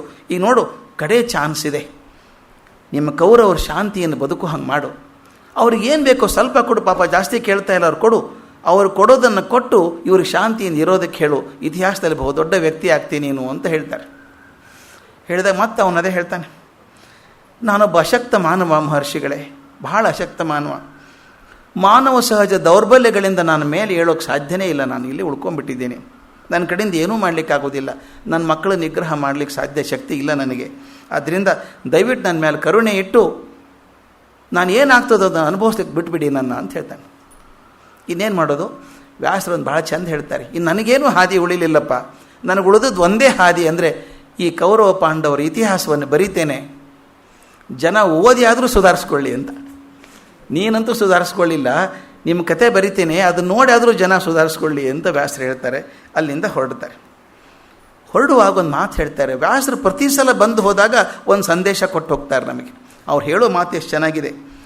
ಶಾಂತಿ ಮತ್ತು ತ್ಯಾಗದಿಂದ ದೊರೆತ ಜಯ ಶಾಶ್ವತ ಹಾಗೂ ಶ್ರೇಷ್ಠ. ಯಾವ ಜಯ ನನಗೆ ಶಾಂತಿಯಿಂದ ಮತ್ತು ತ್ಯಾಗದಿಂದ ದೊರೆತದೋ ಅದು ಶಾಶ್ವತವಾದದ್ದು ಮತ್ತು ಶ್ರೇಷ್ಠವಾದದ್ದು. ಭೇದದಿಂದ ಮತ್ತು ಯುಕ್ತಿಯಿಂದ ಗಳಿಸಿದ ಜಯ ಒಳ್ಳೆಯದಲ್ಲವಾದರೂ ಕೆಟ್ಟದ್ದಲ್ಲ. ಭೇದದಿಂದ ಯುಕ್ತಿಯಿಂದ ಗೆಲ್ಲೋದಾದರೆ ಅದು ಒಳ್ಳೆಯದಲ್ಲದೆ ಹೋದರೂ ಕೆಟ್ಟದೇನಲ್ಲ. ಆದರೆ ಯುದ್ಧದಿಂದ ಗಳಿಸಿದ ಜಯ ಕನಿಷ್ಠ ಮತ್ತು ಅಪ್ರಯೋಜಕ. ಯುದ್ಧದಿಂದ ಗೆದ್ದರೆ ಯಾವ ಸುಖನೂ ಇಲ್ಲ. ಅವ್ರು ಹೇಳೋ ಮಾತು ಹೇಗಿದೆ ನೋಡಿ, ಯುದ್ಧದಲ್ಲಿ ಗೆದ್ದವರು ಸೋತರು, ಸೋತವರು ಸತ್ರು. ಇದನ್ನು ಸಾಮಾನ್ಯವಾಗಿ ಕೋರ್ಟ್ ಬಗ್ಗೆ ಹೇಳ್ತಾರೆ. ಈಗ ಅದನ್ನು ಯುದ್ಧದ ಬಗ್ಗೆ ಹೇಳೋದನ್ನು ಕೋರ್ಟ್ ಹೇಳ್ತಾರೆ. ಕೋರ್ಟಿಗೆ ಹೋದವರು ಗೆದ್ದವರು ಸೋತರು, ಸೋತವರು ಸತ್ರು ಅಂತ. ಅದು ಯುದ್ಧದಲ್ಲಿ ಆಗ್ತಿತ್ತು ಮೊದಲು. ಹೇಳಿ ವ್ಯಾಸರು ಹೊರಟರು. ಇನ್ನು ಇದನ್ನ ಕಡೆಯಿಂದ ಆಗೋದಿಲ್ಲ ಅಂಥೇಳಿ ಕಟ್ಟ ಕಡೆಯ ಪ್ರಯತ್ನವನ್ನು ವ್ಯಾಸರು ಮಾಡ್ತಾರೆ. ಈಗ ಇನ್ನೊಮ್ಮೆ ಬರೋದು, ವ್ಯಾಸರು ಬರೋದು ಅಶ್ವಮೇಧಿಕಾ ಪರ್ವದಲ್ಲಿ. ಇದನ್ನೆಲ್ಲ ಹೇಳಿ ನಾನು ಕೊನೆಗೆ ತಾತ್ಪರ್ಯವನ್ನು ತೊಗೊಂಬರ್ತೇನೆ. ಅಶ್ವಮೇಧಿಕಾ ಪರ್ವದಲ್ಲಿ ಬಂದಾಗ ಭೀಷ್ಮರ ದೇಹತ್ಯಾಗ ಆಗಿದೆ, ಉತ್ತರಾಯಣ ಪರ್ವಕಾಲ ಬಂದಿದೆ, ದೇಹ ಬಿಟ್ಟಿದ್ದಾರೆ. ಎಲ್ಲರೂ ನೆರೆದಿದ್ದಾರೆ ಸುತ್ತಲೂ ಅರ್ಜುನ ಹತ್ರ. ತಿಲೋದಕ ಕೊಡಬೇಕು. ಧರ್ಮರಾಜ ಬಂದ, ತಿಲೋದಕ ಕೊಟ್ಟ ಗಂಗಾಪುತ್ರರಿಗೆ. ಕುಸಿದು ಬಿದ್ದಿದ್ದಾನೆ. ಅವನು ಯಾವಾಗಲೂ ಭೀಷ್ಮರ ಬಗ್ಗೆ ಬಲು ಪ್ರೀತಿ. ಭೀಷ್ಮರಿಗೂ ಧರ್ಮರಾಜನ ಮೇಲೆ ಬಲೆ ಪ್ರೀತಿ. ಒಳ್ಳೆ ಹುಡುಗ ಅಂತ ಅವತ್ತು ಹಚ್ಕೊಂಡವರು. ಆತ ಎಷ್ಟು ದುಃಖ ಆಗಿದೆ ಅವನಿಗೆ ಅಂದರೆ 2 ಕಾರಣಕ್ಕೆ. ಕರ್ಣ ಕೂಡ ಸತ್ತು ಹೋಗಿದ್ದಾನೆ. ಅವತ್ತು ಕರ್ಣ ಅಣ್ಣ ಅನ್ನೋದು ಗೊತ್ತಾಗಿ ಹೋಗಿದೆ. ಆಗ ಅವನಿಗೆ ಸಿಟ್ಟು, ಕೋಪ ಎಲ್ಲ ಬಂದಿದೆ. ನೀವು ಕೇಳಿದ್ದೀರ ಪ್ರಸಂಗ ಹೇಗಿದೆ ಅಂತ. ಕರ್ಣ ನನ್ನ ಅಣ್ಣ ಅಂದಾಗ ಕುಂತಿ ಮೇಲೆ ಸಿಟ್ಟು ಬಂದು ಒಂದು ಶಾಪನೂ ಕೊಟ್ಬಿಡ್ತಾನೆ, ಇನ್ಮೇಲೆ ಹೆಣ್ಮಕ್ಳ ಬಾಯಲ್ಲಿ ಮಾತು ಉಳಿಬಾರ್ದು ಅಂತ. ನೀನು ಯಾಕೆ ಮುಚ್ಚಿಟ್ಟೆ ನನ್ನಿಂದ ಹೇಳಲಿಲ್ಲ ಯಾಕೆ ಅಂತ ಹೇಳ್ತಾನೆ. ಆ ದುಃಖ, ಸಂಕಟ, ಏನನ್ನು ಅಣ್ಣನ ಕೊಲೆ ನಾವೇ ಮಾಡ್ದಂಗೆ ಆಯ್ತಲ್ಲ ಅಂತ ಇದೊಂದು ಪಾಪ ಭಾವನೆ, ಇದೆಲ್ಲ ಸೇರ್ಕೊಂಡು ಒದ್ದಾಡಿ ಅಳ್ತಾ ಇದ್ದಾನೆ. ಎಲ್ಲರೂ ಸಹಾಯ ಮಾಡ್ತಾರೆ. ಅವನಿಗೆ ಭೀಮ ಸಹಾಯ ಮಾಡ್ತಾನೆ. ಧೃತರಾಷ್ಟ್ರ ಬಂದು ಹೇಳ್ತಾನೆ, ಹೋಗ್ಲಿ ಬಿಡು, ಆಯ್ತು, ಇನ್ಯಾಕೆ ಚಿಂತೆ ಪಡ್ತೀಯ ಅಂತಾನೆ. ಕೃಷ್ಣ ಬಂದು ಸಮಾಧಾನ ಮಾಡ್ತಾನೆ. ತಡ್ಕೊಳ್ಳೋಕ್ಕಾಗಲ್ಲ. ಅದು ಬಹಳ ಚಂದ ಪ್ರಸಂಗ, ಅದು ಓದ್ಬೇಕು ಅವನ್ನ. ಮಾತಿಗೆ ಹಾ ಅಂತಾನೆ, ಕುಸಿದು ಬೀಳ್ತಾನೆ, ಎಚ್ಚರ ತಪ್ಪು ಬೀಳ್ತಾನೆ, ಮತ್ತೆ ಎಬ್ಬಿಸ್ತಾರೆ, ಮತ್ತೆ ಅಳ್ತಾನೆ, ಮತ್ತೆ ಬೀಳ್ತಾನೆ. ಅವನು ಸಮಾಧಾನ ಮಾಡೋಕ್ಕೆ ಆಗೋದೇ ಇಲ್ಲ, ಯಾರ ಕಡೆಯಿಂದನೂ ಆಗೋದಿಲ್ಲ. ಆಗ ಅಲ್ಲಿಗೆ ಭೀಷ್ಮರು ಬರ್ತಾರೆ. ಅವ್ರು ಮಾತಾಡೋ ರೀತಿ ಹೇಗಿದೆ ನೋಡಿ. ಇಷ್ಟು ಸಲ ಗಮನಿಸಿದೆ ಅವ್ರು ಹೇಗೆ ಮಾತಾಡಿದ್ರು, ಹೇಗೆ ಕಥೆಗಳನ್ನು ಹೇಳಿದರು, ಸಮಸ್ಯೆ ಪರಿಹಾರ ಮಾಡಿದ್ರು ಅಂತ. ಈಗ ಬಂದು ಮಾತಾಡೋ ರೀತಿ ಹೇಗಿದೆ ನೋಡಿ. ಚಾಬೂಕಿಂದ ಹೊಡೆದಂಗೆ ಮಾತಾಡ್ತಾರೆ. ಖಚಿತವಾದ ಮಾತಿಂದ ಚಾವಟಿಯಿಂದ ಹೊಡೆದಂಗೆ ಮಾತಾಡ್ತಾರೆ. ಮೂರ್ಖನಂತೆ ಬಡಬಡಿಸ್ತೀಯಲ್ಲೋ ಧರ್ಮರಾಜ, ತಲೆ ಭ್ರಮೆ ಆಗಿದೆಯಾ ನಿನಗೆ? ನೀನು ಜ್ಞಾನಿ ಅಂತ ಅಂದ್ಕೊಂಡ್ರೆ ನಿನ್ನಂಥ ಭ್ರಮಾಧೀನ ಮನುಷ್ಯ ಜಗತ್ತಲ್ಲಿ ಯಾರೂ ಇಲ್ಲ ಅಂಥೇಳಿ ಸರಿಯಾಗಿ ಬೈಯೋಕ್ಕೆ ಶುರು ಮಾಡ್ತಾರೆ. ಅವನ್ನ ದುಃಖದಲ್ಲಿದ್ದವನಿಗೆ ಬೈಯೋಕ್ಕೆ ಶುರು ಮಾಡ್ತಾರೆ. ಇವ್ರು ಎಲ್ಲರೂ ಆಶ್ಚರ್ಯ. ಸಾಂತ್ವನ ಹೇಳಿ ಸುಮ್ಮನಿರಪ್ಪ ಅಂತ ಸಮಾಧಾನ ಮಾಡೋ ಹೊತ್ತಿಗೆ ಇವ್ರು ಬೈಯೋಕ್ಕೆ ಶುರು ಮಾಡ್ತಾರೆ. ಹೇಳ್ತಾರೆ, ನಿನಗೆ ಕರ್ಮ, ಜ್ಞಾನ, ಮೋಕ್ಷಗಳ ಪರಿಚಯ ಇಲ್ಲವೇ? ಶಾಸ್ತ್ರದ ಪಾಠ ಯಾವ ಮಾತಿಗೆ ಮಾಡಿದ್ದೆ ನೀನು? ಯಾವ ಕಾರಣಕ್ಕೆ ಕಲ್ತಿದ್ದು? ಅಜ್ಞಾನಿಗಳು ಹಾಗೆ ಮಾತಾಡೋದನ್ನು ಬಿಡಿನ ಹೇಳ ಮೇಲೆ. ನಾನು ಪಾಪಿ, ಎಲ್ಲ ನನ್ನಿಂದಾನ ಆಯಿತು ಅನಾಹುತ ಅನ್ನೋದನ್ನು ಭ್ರಾಂತಿಯನ್ನು ಬಿಡು. ಯಾವ ಪಾಪಕ್ಕೂ ನೀನು ಜವಾಬ್ದಾರನಲ್ಲ. ಎಲ್ಲ ನನ್ನಿಂದ ಆಯಿತು ಅನ್ಕೋಬೇಡ. ನಿನ್ನ ಮೇಲೆ ಯಾವುದೂ ಅವಲಂಬನೆ ಆಗಿಲ್ಲ. ಅವತ್ತೇ ಅರ್ಜುನಿಗೆ ಹೇಳಿಬಿಟ್ಟಿದ್ದಾರೆ, ಕೃಷ್ಣ ಹೇಳಿಬಿಟ್ಟಿದ್ದಾನೆ, ಬರೀ ನೀನು ನಿಮಿತ್ತ ಮಾತ್ರ ಭವಸವ್ಯ ಸಾಚಿನ್, ನಿಮಿತ್ತ ಅಷ್ಟೇ, ನೀನು ಕೆಲಸನ ಮಾಡಿದ್ದೇನೆ ಮೊದಲೆಲ್ಲ, ನೀ ಬಂದು ನಿಮಿತ್ತ ಆಗಿರು ಅಂತ. ಅರ್ಜುನನೇ ಹಾಗಿರ್ಬೇಕಾದ್ರೆ ಧರ್ಮರಾಜ ಹೇಳ್ತಾನೆ, ನೀನು ಪಾಪಿ ಅನ್ಕೋಬೇಡ, ನಿನ್ನ ಕಡೆಯಿಂದ ಏನು ಪಾಪ ಆಗಿಲ್ಲ. ನೀನು ಪಾಪ ಇದೆ ಅಂತ ನಂಬಿಕೊಂಡಿದ್ರೆ ಅಳೋದು ಪರಿಹಾರ ಅಲ್ಲ. ನೀನು ಹೋಗಂತ ಹತ್ಕೊಂಡ್ಬಿಟ್ರೆ ಪಾಪ ಹೋಗುತ್ತೆ, ಅದು ಪರಿಹಾರ ಅಲ್ಲ. ನೀ ಮಾಡಬೇಕಾದದ್ದೇನು ಅಂದರೆ, ಹೇಗೆ ದಶರಥ ರಾಮ ಮಾಡಿದ್ನೋ, ನಿನ್ನ ಹಿರಿಯ ವಂಶಜ ಭರತ ಮಾಡಿದ್ನೋ, ಹಾಗೆ ನೀವೊಂದು ಅಶ್ವಮೇಧ ಯಾಗವನ್ನು ಮಾಡು. ಅಶ್ವಮೇಧ ಯಾಗವನ್ನು ಮಾಡಿ ಎಷ್ಟು ಸಾಧ್ಯ ಇದೆಯೋ ಅಷ್ಟು ದಾನ ಕೊಡು, ಆ ಪಾಪ ಪರಿಹಾರ ಆಗ್ತದೆ. ಏಳ ಮೇಲಿನ ಅಳೋದನ್ನು ಬಿಡು ಅಂಥೇಳಿ ಜೋರಾಗಿ ಚಾವಟಿ ಹೊಡೆದಂಗೆ ಮಾತಾಡಿದಾಗ ಧರ್ಮರಾಜ ಎದ್ದು ಕೂತಂತೆ. ಯಾರಿಗೆ ಯಾವ ಚಾವಟಿ ಯಾವಾಗ ಬೇಕು ಅಂತ ಗೊತ್ತಿದ್ದವರಿಗೆ ಗೊತ್ತು. ನಾವು ಕೆಲವೊಂದು ಸಲ ರಾಂಗ್ ಇಂಟರ್ಪ್ರಿಟೇಷನ್ ಮಾಡ್ತೀವಿ. ಯಾವಾಗ ಒಳ್ಳೇದು ಹೇಳಬೇಕು ಆವಾಗ ತುಂಬ ಒರಟಾಗಿ ಹೇಳ್ತೀವಿ. ಒರಟಾಗಿ ಹೇಳಬೇಕು ಅನ್ನೋ ಪ್ರಸಂಗ ಬಂದಾಗ ಮೆದುವಾಗಿ ಮಾತಾಡ್ತೀವಿ. ವರ್ಕ್ ಆಗೋಲ್ಲ ಅದು. ವ್ಯಾಸರಿಗೆ ಗೊತ್ತದು ಏನು ಹೇಳಬೇಕು ಅಂತ. ಇವರೆಲ್ಲ ಪ್ರಯತ್ನ ಮಾಡಿದ್ದಾರೆ. ಕೃಷ್ಣ ಹೇಳಿದ್ದಾನೆ, ಭೀಮ ಧೃತರಾಷ್ಟ್ರ ಸಮಾಧಾನ ಮಾಡಿದರೆ ಆಗದೇ ಇದ್ದದ್ದು ಇವನು ಜೋರಾಗಿ ಚಾಟಿಯಿಂದ ಹೊಡೆದಾಗ ಮಾತಾಡಿದಾಗ ಒಪ್ಕೊಂಡ್ಬಿಟ್ಟು ಅವನು ಎದ್ದು ಕೂತ್ಕೊಂಡ. ಧರ್ಮರಾಜನ ಸಮಾಧಾನ ಆಯ್ತಂತೆ. ತಾವು ನೋಡಿ ಹಿಂದಿನ ಎಲ್ಲ ಬಂದಾಗ ಕೆಲವೊಂದು ಸಲ ಕತೆ ಹೇಳಿ ಸಮಾಧಾನ ಮಾಡಿದ್ದಾರೆ, ಕೆಲವೊಂದು ಸಲ ಪ್ರೀತಿಯಿಂದ ಹೇಳಿದ್ದಾರೆ, ಕೆಲವೊಂದು ಸಲ ಓಲೈಕೆಯಿಂದ ಬೇಡ್ಕೊಂಡು ಹೇಳಿದ್ದಾರೆ. ಧೃತರಾಷ್ಟ್ರನ ಬೇಡಿಕೆ ಒಪ್ಪಿಸ್ಲಿಲ್ವಾ? ಮಾಡಪ್ಪ, ದಯವಿಟ್ಟು ಮಾಡು, ಯುದ್ಧ ನಿಲ್ಲಿಸು ಅಂತ ಕೇಳಿಕೊಂಡ್ರು. ಮತ್ತೆ ಕೆಲವೊಮ್ಮೆ ಖಚಿತವಾದ ಮಾತುಗಳಿಂದ ಚಾಬೂಕಿನಿಂದ ಹೊಡೆದಂಗೆ ಮಾತಾಡ್ತಾರೆ. ಇದು ನನಗೂ ಒಂದು ಸಲ ಅನುಭವ ಆಗಿತ್ತು, ಅದು ಹೇಳಿಬಿಡ್ಬೇಕು. ಇದು ಬರೀಬೇಕಾದ್ರೆ ನೆನಪಾಯ್ತು ನನಗೆ. ಒಂದು ಇಂಟರ್ನ್ಯಾಷನಲ್ ಸ್ಕೂಲಲ್ಲಿ ನಾನು ಪ್ರಿನ್ಸಿಪಲ್ ಆಗಿದ್ದೆ. ಸುಮಾರು ಒಂದು 15 ದೇಶದ ಮಕ್ಕಳಿದ್ದರಲ್ಲಿ. ಒಂದು ಸಲ ಒಂದು ಘಟನೆ ಆಯಿತು. ಈ ರೆಸಿಡೆನ್ಷಿಯಲ್ ಸ್ಕೂಲ್ ಪ್ರಿನ್ಸಿಪಾಲ್ ಆಗೋದು ಅಂದರೆ ಅದು ಬಹಳ ಸಂತೋಷದ ವಿಷಯ ಏನಲ್ಲ. ಅದು ನನಗೆ ಯಾರೋ ಕೇಳಿದರು, how is it like being the principal of a residential school ಅಂತ. ನಾನು ಹೇಳಿದೆ, it is like becoming the managing school, hotel, hospital and a police station all together ಅಂತ. School, hotel, hospital, police station 4 ನಡೆಸ್ದಂಗೆ ಇರಬೇಕು. ನಿದ್ದೆ ಅಂತ ಇರೋಕ್ಕೆ ಸಾಧ್ಯ ಇಲ್ಲ. ಯಾಕಂದ್ರೆ ಏನಾಗ್ತದೆ ಹೇಳೋಕ್ಕೆ ಸಾಧ್ಯ ಇಲ್ಲ. ಅಲ್ಲೇ ಮಕ್ಕಳು ಅಲ್ಲೇ ಇರ್ತಾರಲ್ಲ, ಫುಲ್ಲಿ ರೆಸಿಡೆನ್ಷಿಯಲ್ ಬೇರೆ, ಎಲ್ಲೋ ಮಕ್ಕಳು ಅಲ್ಲೇ ಇರೋದು. ನನಗೆ ದಿನಚರಿ ಪ್ರಕಾರ ದಿವಸ ಮುಗೀತು ಅಂತಿಲ್ಲ. ನಾನು ಸುಮಾರು ರಾತ್ರಿ 1 ಗಂಟೆವರೆಗೂ ಬಾಗಿಲು ಓಪನ್ ಇರ್ತಿತ್ತು ನಂದು. ಆಮೇಲೆ ಆದರೂ ಮಲ್ಕೊಂಡೆ ಅಂತ ಧೈರ್ಯ ಇಲ್ಲ. ಯಾವಾಗ ಏನು ಫೋನ್ ಬರುತ್ತೆ ಹೇಳೋಕ್ಕೆ ಬರಲ್ಲ. ಅಷ್ಟು ಜನ ಮಕ್ಕಳಿದ್ದರೆ, ಮನೆಯಲ್ಲಿ 3 ಜನ ಮಕ್ಕಳಿದ್ರೇ ಟೆನ್ಷನ್ ಇರುತ್ತೆ. 650 ಜನ ಮಕ್ಕಳಿದ್ದಾಗ ಏನು ಮಾಡೋದು? ನಾನು ಒಂದು ಸಲ ಹೀಗೆ 11:45, 12 ಗಂಟೆ ಆಗಿತ್ತು ರಾತ್ರಿ. ಹಾಸ್ಪಿಟ್ಲಿಂದ ಡಾಕ್ಟರ್ ಫೋನ್ ಮಾಡಿದರು, ಸರ್ ಅರ್ಜೆಂಟ್ ಬಂದುಬಿಡಿ ಸರ್, ಎಮರ್ಜೆನ್ಸಿ ಇದೆ ಅಂತ. ತಕ್ಷಣ ಹೋದೆ ಹಾಸ್ಪಿಟ್ಲಲ್ಲಿ. ಬಾಯ್ಸ್ ವಾರ್ಡ್, ಗರ್ಲ್ಸ್ ವಾರ್ಡ್ ಬೇರೆ ಇತ್ತು. ಬಾಯ್ಸ್ ವಾರ್ಡಿಗೆ ಹೋದರೆ ICUದಲ್ಲಿ ಮಲಗಿಸ್ಬಿಟ್ಟಿದ್ದಾರೆ ಇವನು. 9ನೇ ಕ್ಲಾಸ್ ಹುಡುಗ, 8ನೇ ಕ್ಲಾಸ್ ಹುಡುಗ ಮಲ್ಕೊಂಡಿದ್ದಾನೆ. ಏನಾಯ್ತು ಇವನಿಗೆ ಅಂತ ಕೇಳಿದೆ. ಈ ಹುಡುಗರು ಸುಮ್ಮನೆ ಇರೋಲ್ಲ. ಹಾಸ್ಟೆಲಲ್ಲಿ ರೇಲಿಂಗ್ ಹಾಕಿರ್ತೀವಲ್ಲ ಸ್ಟೆಪ್ಸಿಗೆ, ಕೈ ಹಿಡ್ಕೊಳ್ಳೋಕ್ಕೆ ಅಂತಿರೋದು. ಅದ್ರ ಮೇಲೆ ಕೂತು ಜಾರ್ಬಂಡಿ ಹೆಂಗೆ ಏನು ಜಾರ್ಕೊಂಬರ್ತಾರೆ ಅವರು. ಅವನು ಜಾರ್ಕೊಂಬಂದ ಟಪ್ ಅಂತ ಕೆಳಗೆ ಬಿದ್ದ ಅಂತ ವಾರ್ಡನ್ ಹೇಳೋದು. ತಲೆಗೆ ಪೆಟ್ಟಾಗಿರಬೇಕು. ಅವನು ಎಚ್ಚರ ಇಲ್ಲ ಸರ್, ಬಿದ್ದಾಗಿನಿಂದ ಎಚ್ಚರ ಇಲ್ಲ, ಅಲುಗಾಡೋದೇ ಇಲ್ಲ, ಕಣ್ಣು ತೆಗೆಯಲ್ಲ, ಏನು ಮಾಡಲ್ಲ. ಎತ್ಕೊಂಬಂದಿದ್ದಾರೆ. ಈ ಡಾಕ್ಟರು ಪಂಜಾಬಿ ಹೆಣ್ಮಗಳು, ಕೌರ್ ಅಂತ, ಭಾಳ ಒಳ್ಳೆ ಹೆಣ್ಮಗಳು. ಆಕೆ ಪಾಪ ಕೈ ಖಾಲಿ ಸೂಜಿ ಚುಚ್ಚಿ ನೋಡ್ತಾರೆ, ಸೆನ್ಸೇಷನ್ ಇದೆಯಾ? ಏನಿಲ್ಲ, ಹಿಂಗೆ ಪೂರ ಹೀಗೆ, ಏನೇನು ಲಕ್ಷಣವೇ ಇಲ್ಲ. ಉಸಿರಾಡಿಸ್ತಾನೆ. ಉಸಿರಾಡ್ಸಂದ್ಬಿಟ್ರೆ ಇನ್ನೇನೂ ಲಕ್ಷಣ ಇಲ್ಲ ಅವನಿಗೆ. ಹೆದರಿಕೆ ಹಾಕಿ ಕತ್ತಿನ ಹತ್ರ ಏನು ಬೋನ್ ಮುರಿದು ಹೋಯ್ತೋ ಏನೋ, ಪೂರ್ತಿ ಬಾಡಿನೇ ಪ್ಯಾರಲೈಸ್ ಆಯ್ತು ಹೋಯ್ತು. ಪಾಪ ಡ್ರಿಪ್ ಹಾಕಿದ್ರು, ಇಂಜೆಕ್ಷನ್ ಹಾಕಿದ್ರು, ಏನೋ ಹಿಂಗೆ ಸ್ಕ್ರ್ಯಾಚ್ ಮಾಡ್ತಾರೆ, ನೀರು ಹಾಕಿ, ಏನು ರೆಸ್ಪಾನ್ಸ್ ಇಲ್ಲ. ನನಗೂ ಎದೆ ಹೊಡೆದೋಯ್ತು. ಯಾವುದೋ ಮಗು ಬಂದಿದೆ ಇಲ್ಲಿ ಪಾಪ, ಅದಕ್ಕೇನ್ರ ಅದು ನಾವು ಜವಾಬ್ದಾರಲ್ವಾ? ಅಪ್ಪ ಫೋನ್ ಮಾಡಿದ್ರೆ ಏನು ಹೇಳಿ ಅಂಥೇಳಿ ಏನು ಮಾಡಿದೆ, ತಕ್ಷಣ ಒಬ್ಬ ನ್ಯೂರೋ ಸರ್ಜನ್ಗೆ ಫೋನ್ ಮಾಡಿದೆ. ಅವ್ರು ಹೇಳಿದ್ರು ತಕ್ಷಣ ಬಂದುಬಿಡಿ, ನರ್ಸಿಂಗ್ ಹೋಮ್ ಬಂದುಬಿಡಿ, ಓಪನ್ ಮಾಡಿಸ್ತೀನಿ, MRI ಸ್ಕ್ಯಾನಿಂಗ್ ಮಾಡಿಬಿಡೋಣ ಅಂದರು. ಅಲ್ಲಿಂದ ಬರಬೇಕಾದ್ರೆ 45 ನಿಮಿಷ ನಮ್ಮ ಹಾಸ್ಪಿಟ್ಲಿಗೆ. ಅವನು ಎತ್ಕೊಂಡು ಟ್ರಾಲಿಯಲ್ಲಿ ಹಾಕ್ಕೊಂಡು, ಬಸ್ಸಲ್ಲಿ ಹಾಕ್ಕೊಂಡು, ಸ್ಕೂಲ್ ಬಸ್ಸಲ್ಲಿ ಹಾಕ್ಕೊಂಡು ಇಲ್ಲಿ ಬರೋ ತನಕನೂ ಪಾಪ ಡಾಕ್ಟ್ರು ಒದ್ದಾಡಿ ಬೆಮತ್ಬಿಟ್ಟಿದ್ದಾರೆ. ಪಾಪ ಹೆಣ್ಮಗಳು ಡಾಕ್ಟ್ರು, ಏನಾಯ್ತು ಇವನಿಗೆ ಅಂತ. ಲಕ್ಷಣ ಏನೂ ಇಲ್ಲ, ಗಾಯ ಒಂಚೂರು ಇಲ್ಲ, ಉಸಿರಾಡಿಸ್ತಾನೆ, ಇಂಜೆಕ್ಷನ್ ಕೊಟ್ಟರಿಲ್ಲ, ಮುಟ್ಟಿದ್ರಿಲ್ಲ, ಚಿಗಟಿದ್ರಲ್ಲ, ಏನೂ ಇಲ್ಲ, ತಕ್ಷಣವೇ ಇಲ್ಲ. ಬಂದ್ವಿ, MRI ಸ್ಕ್ಯಾನಿಂಗ್ ಮಾಡಿದ್ವಿ. ರಾತ್ರಿ 2 ಗಂಟೆ ಆಯಿತು. ನನಗೂ ಟೆನ್ಷನ್, ಅಲ್ಲೇ ಇದ್ದೀನಿ ನಮ್ಮ ಮಗುವಿನ ಜೊತೆಗೆ. MRI ಸ್ಕ್ಯಾನಿಂಗ್ ರಿಪೋರ್ಟ್ ತಕ್ಷಣ ನೋಡಿ ಹೇಳಿ, ಏನು ಎಮರ್ಜೆನ್ಸಿ ಇದೆಯಾ, ಸರ್ಜರಿ ಮಾಡಬೇಕಾ ನೋಡೋಣ ಅಂತ. ಡಾಕ್ಟರ್ ನೋಡಿ ಹೇಳಿದರು, ಏನೂ ಇಲ್ಲ ಸರ್, ಏನೂ ಪೆಟ್ಟಾಗಿಲ್ಲ, ಕನ್ಕಷನ್ಸ್ ಏನೂ ಇಲ್ಲ, ಅವನಿಗೆ ಆರಾಮಾಗಿದ್ದಾನೆ, ಏನೂ ತೊಂದರೆ ಇಲ್ಲ. ಆದರೆ ಏನೂ ಗೊತ್ತಿಲ್ಲ, ಎಚ್ಚರನೇ ಬರ್ತಾ ಇಲ್ಲ ಅವನಿಗೆ. ನೋಡೋಣ, ಒಂದು ಬೆಸ್ಟ್ ಮೆಡಿಸಿನ್ ಡಾಕ್ಟರ್ ಹೇಳು, ನೋಡಿ ಅಬ್ಸರ್ವ್ ಮಾಡೋಣ. ಮತ್ತು ಇನ್ನೇನು ಮಾಡೋದು, ಅಬ್ಸರ್ವೇ ಮಾಡಬೇಕು. ಅವನಲ್ಲಿ ಇಟ್ಟರು, ಅಬ್ಸರ್ವ್ ಮಾಡೋಣ ಬೆಳಗಿನವರೆಗೂ ಅಂದರು. ಪಾಪ ಅವ್ರು ಹೋದರು. ಆ ಡಾಕ್ಟ್ರು, ಇಬ್ಬರು ನರ್ಸು ಅವ್ನ ಪಕ್ಕ ಕೂತಿದ್ದಾರೆ, ಹಿಂಗೆ ನೋಡ್ತಾ ಕೂತಿದ್ದಾರೆ, ಯಾವಾಗ ಹೇಳ್ತಾನೆ ಅಂತ. ನಾನು ಹೊರಗಡೆ ಅಡ್ಡಾಡ್ತಾ ಇದ್ದೆ, ಏನು ಮಾಡೋದು ತೋಚಲಿಲ್ಲ. 3 ಗಂಟೆಗೆ ಏನೋ ತಲೆಗೊಂದು ಹೊಳಿತು, ಹೊಳಗೆ ಹೋದೆ. ಡಾಕ್ಟ್ರಿಗೆ ಇದೆ, ಪ್ಲೀಸ್ ಗೋ ಔಟ್ ಅಂತ ಹೇಳಿ. ಆ ನರ್ಸು ಡಾಕ್ಟರ್ ಇಬ್ಬರು ಹೊರಗೆ ಕಳಿಸಿದೆ, ಬಾಗಿಲ ಹಾಕಿದೆ. ಯು ಫೂಲ್ ಗೆಟ್ ಅಪ್ ಅಂದೆ, ಎದ್ದು ಕೂತ್ಬಿಟ್ಟ.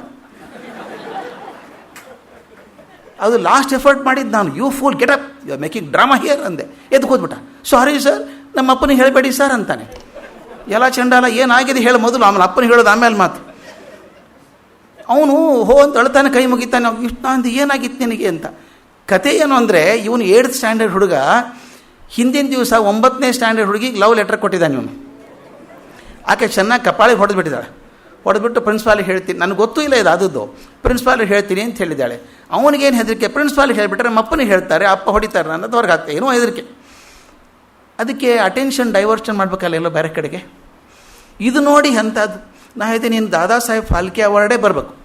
ಇದಕ್ಕೇನು ಸಣ್ಣದು ಯಾವುದೂ ಪ್ರಯೋಜನ ಇಲ್ಲ ನನಗೆ. ಯಾಕಂದರೆ ಇಷ್ಟು ಆ್ಯಕ್ಟಿಂಗ, ಸೂಜಿ ಚುಚ್ಚಿದ್ರೆ ಅಲಗಾಡಲ್ಲ, ಜಿಗಟಿದ್ರೆ ಅಲಗಾಡಲ್ಲ, MRI ಸ್ಕ್ಯಾನಿಂಗ್ ಮಾಡಿದ್ರೆ ಅಲಗಾಡಲ್ಲ, ಹಿಂಗೆ ಇದ್ದಾನೆ. ಹಿಂಗೆ ಗೋಲ್ ಮಾಡಿ ಹಿಂಗೆ ಇರ್ತಾನೆ, ಹಿಂಗೆ ಮಾಡಿದ್ರೆ ಹಿಂಗೆ ಇರ್ತಾನೆ.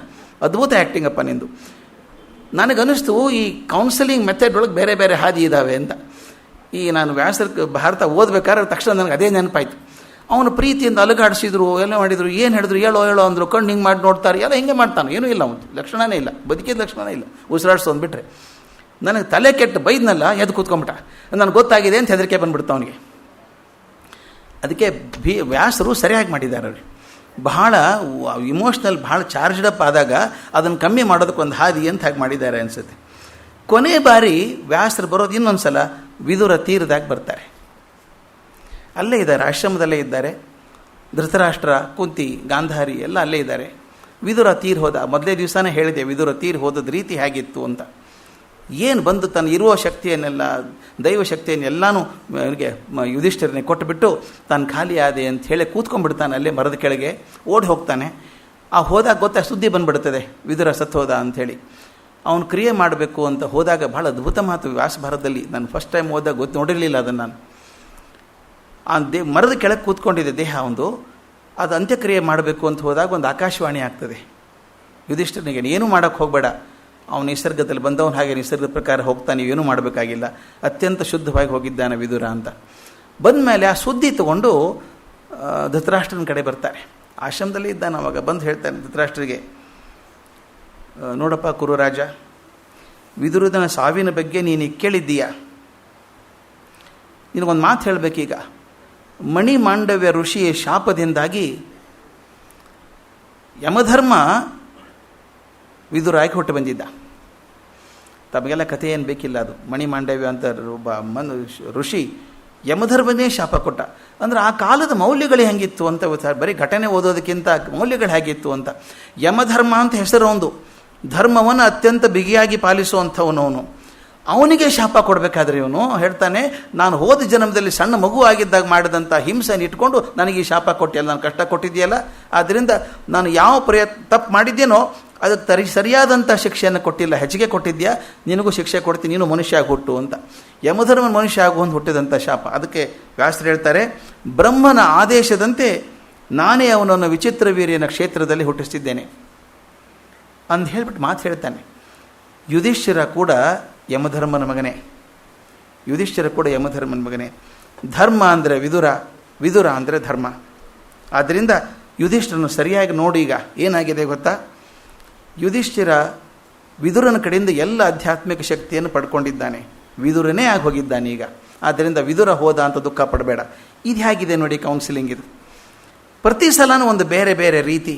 ವಿದುರನಿಗೆ ಸಮಾಧಾನ ಮಾಡ್ಬೇಕಾದ್ರೆ ವಿದುರ ಹೋದ ಅಂದ್ರೆ ದುಃಖ ಆಗ್ತದೆ ಅವನಿಗೆ. ವಿದುರ ಹೋಗಿಲ್ಲಪ್ಪ, ಅವನು ಪೂರ್ತಿ ತನ್ನ ಶಕ್ತಿಯನ್ನು ಯುಧಿಷ್ಠಿರನಲ್ಲಿ ಕೊಟ್ಟು ಹೋಗಿದ್ದಾನೆ, ಅವನಿನ ಜೊತೆಗಿದ್ದಾನೆ, ನೋಡು ಮುಖ ನೋಡೋದು, ಆದ್ದರಿಂದ ದುಃಖ ಮಾಡಬೇಡ, ಅವನು ಇರ್ತಾನೆ ಅಂತ ಹೇಳಿದ್ರು.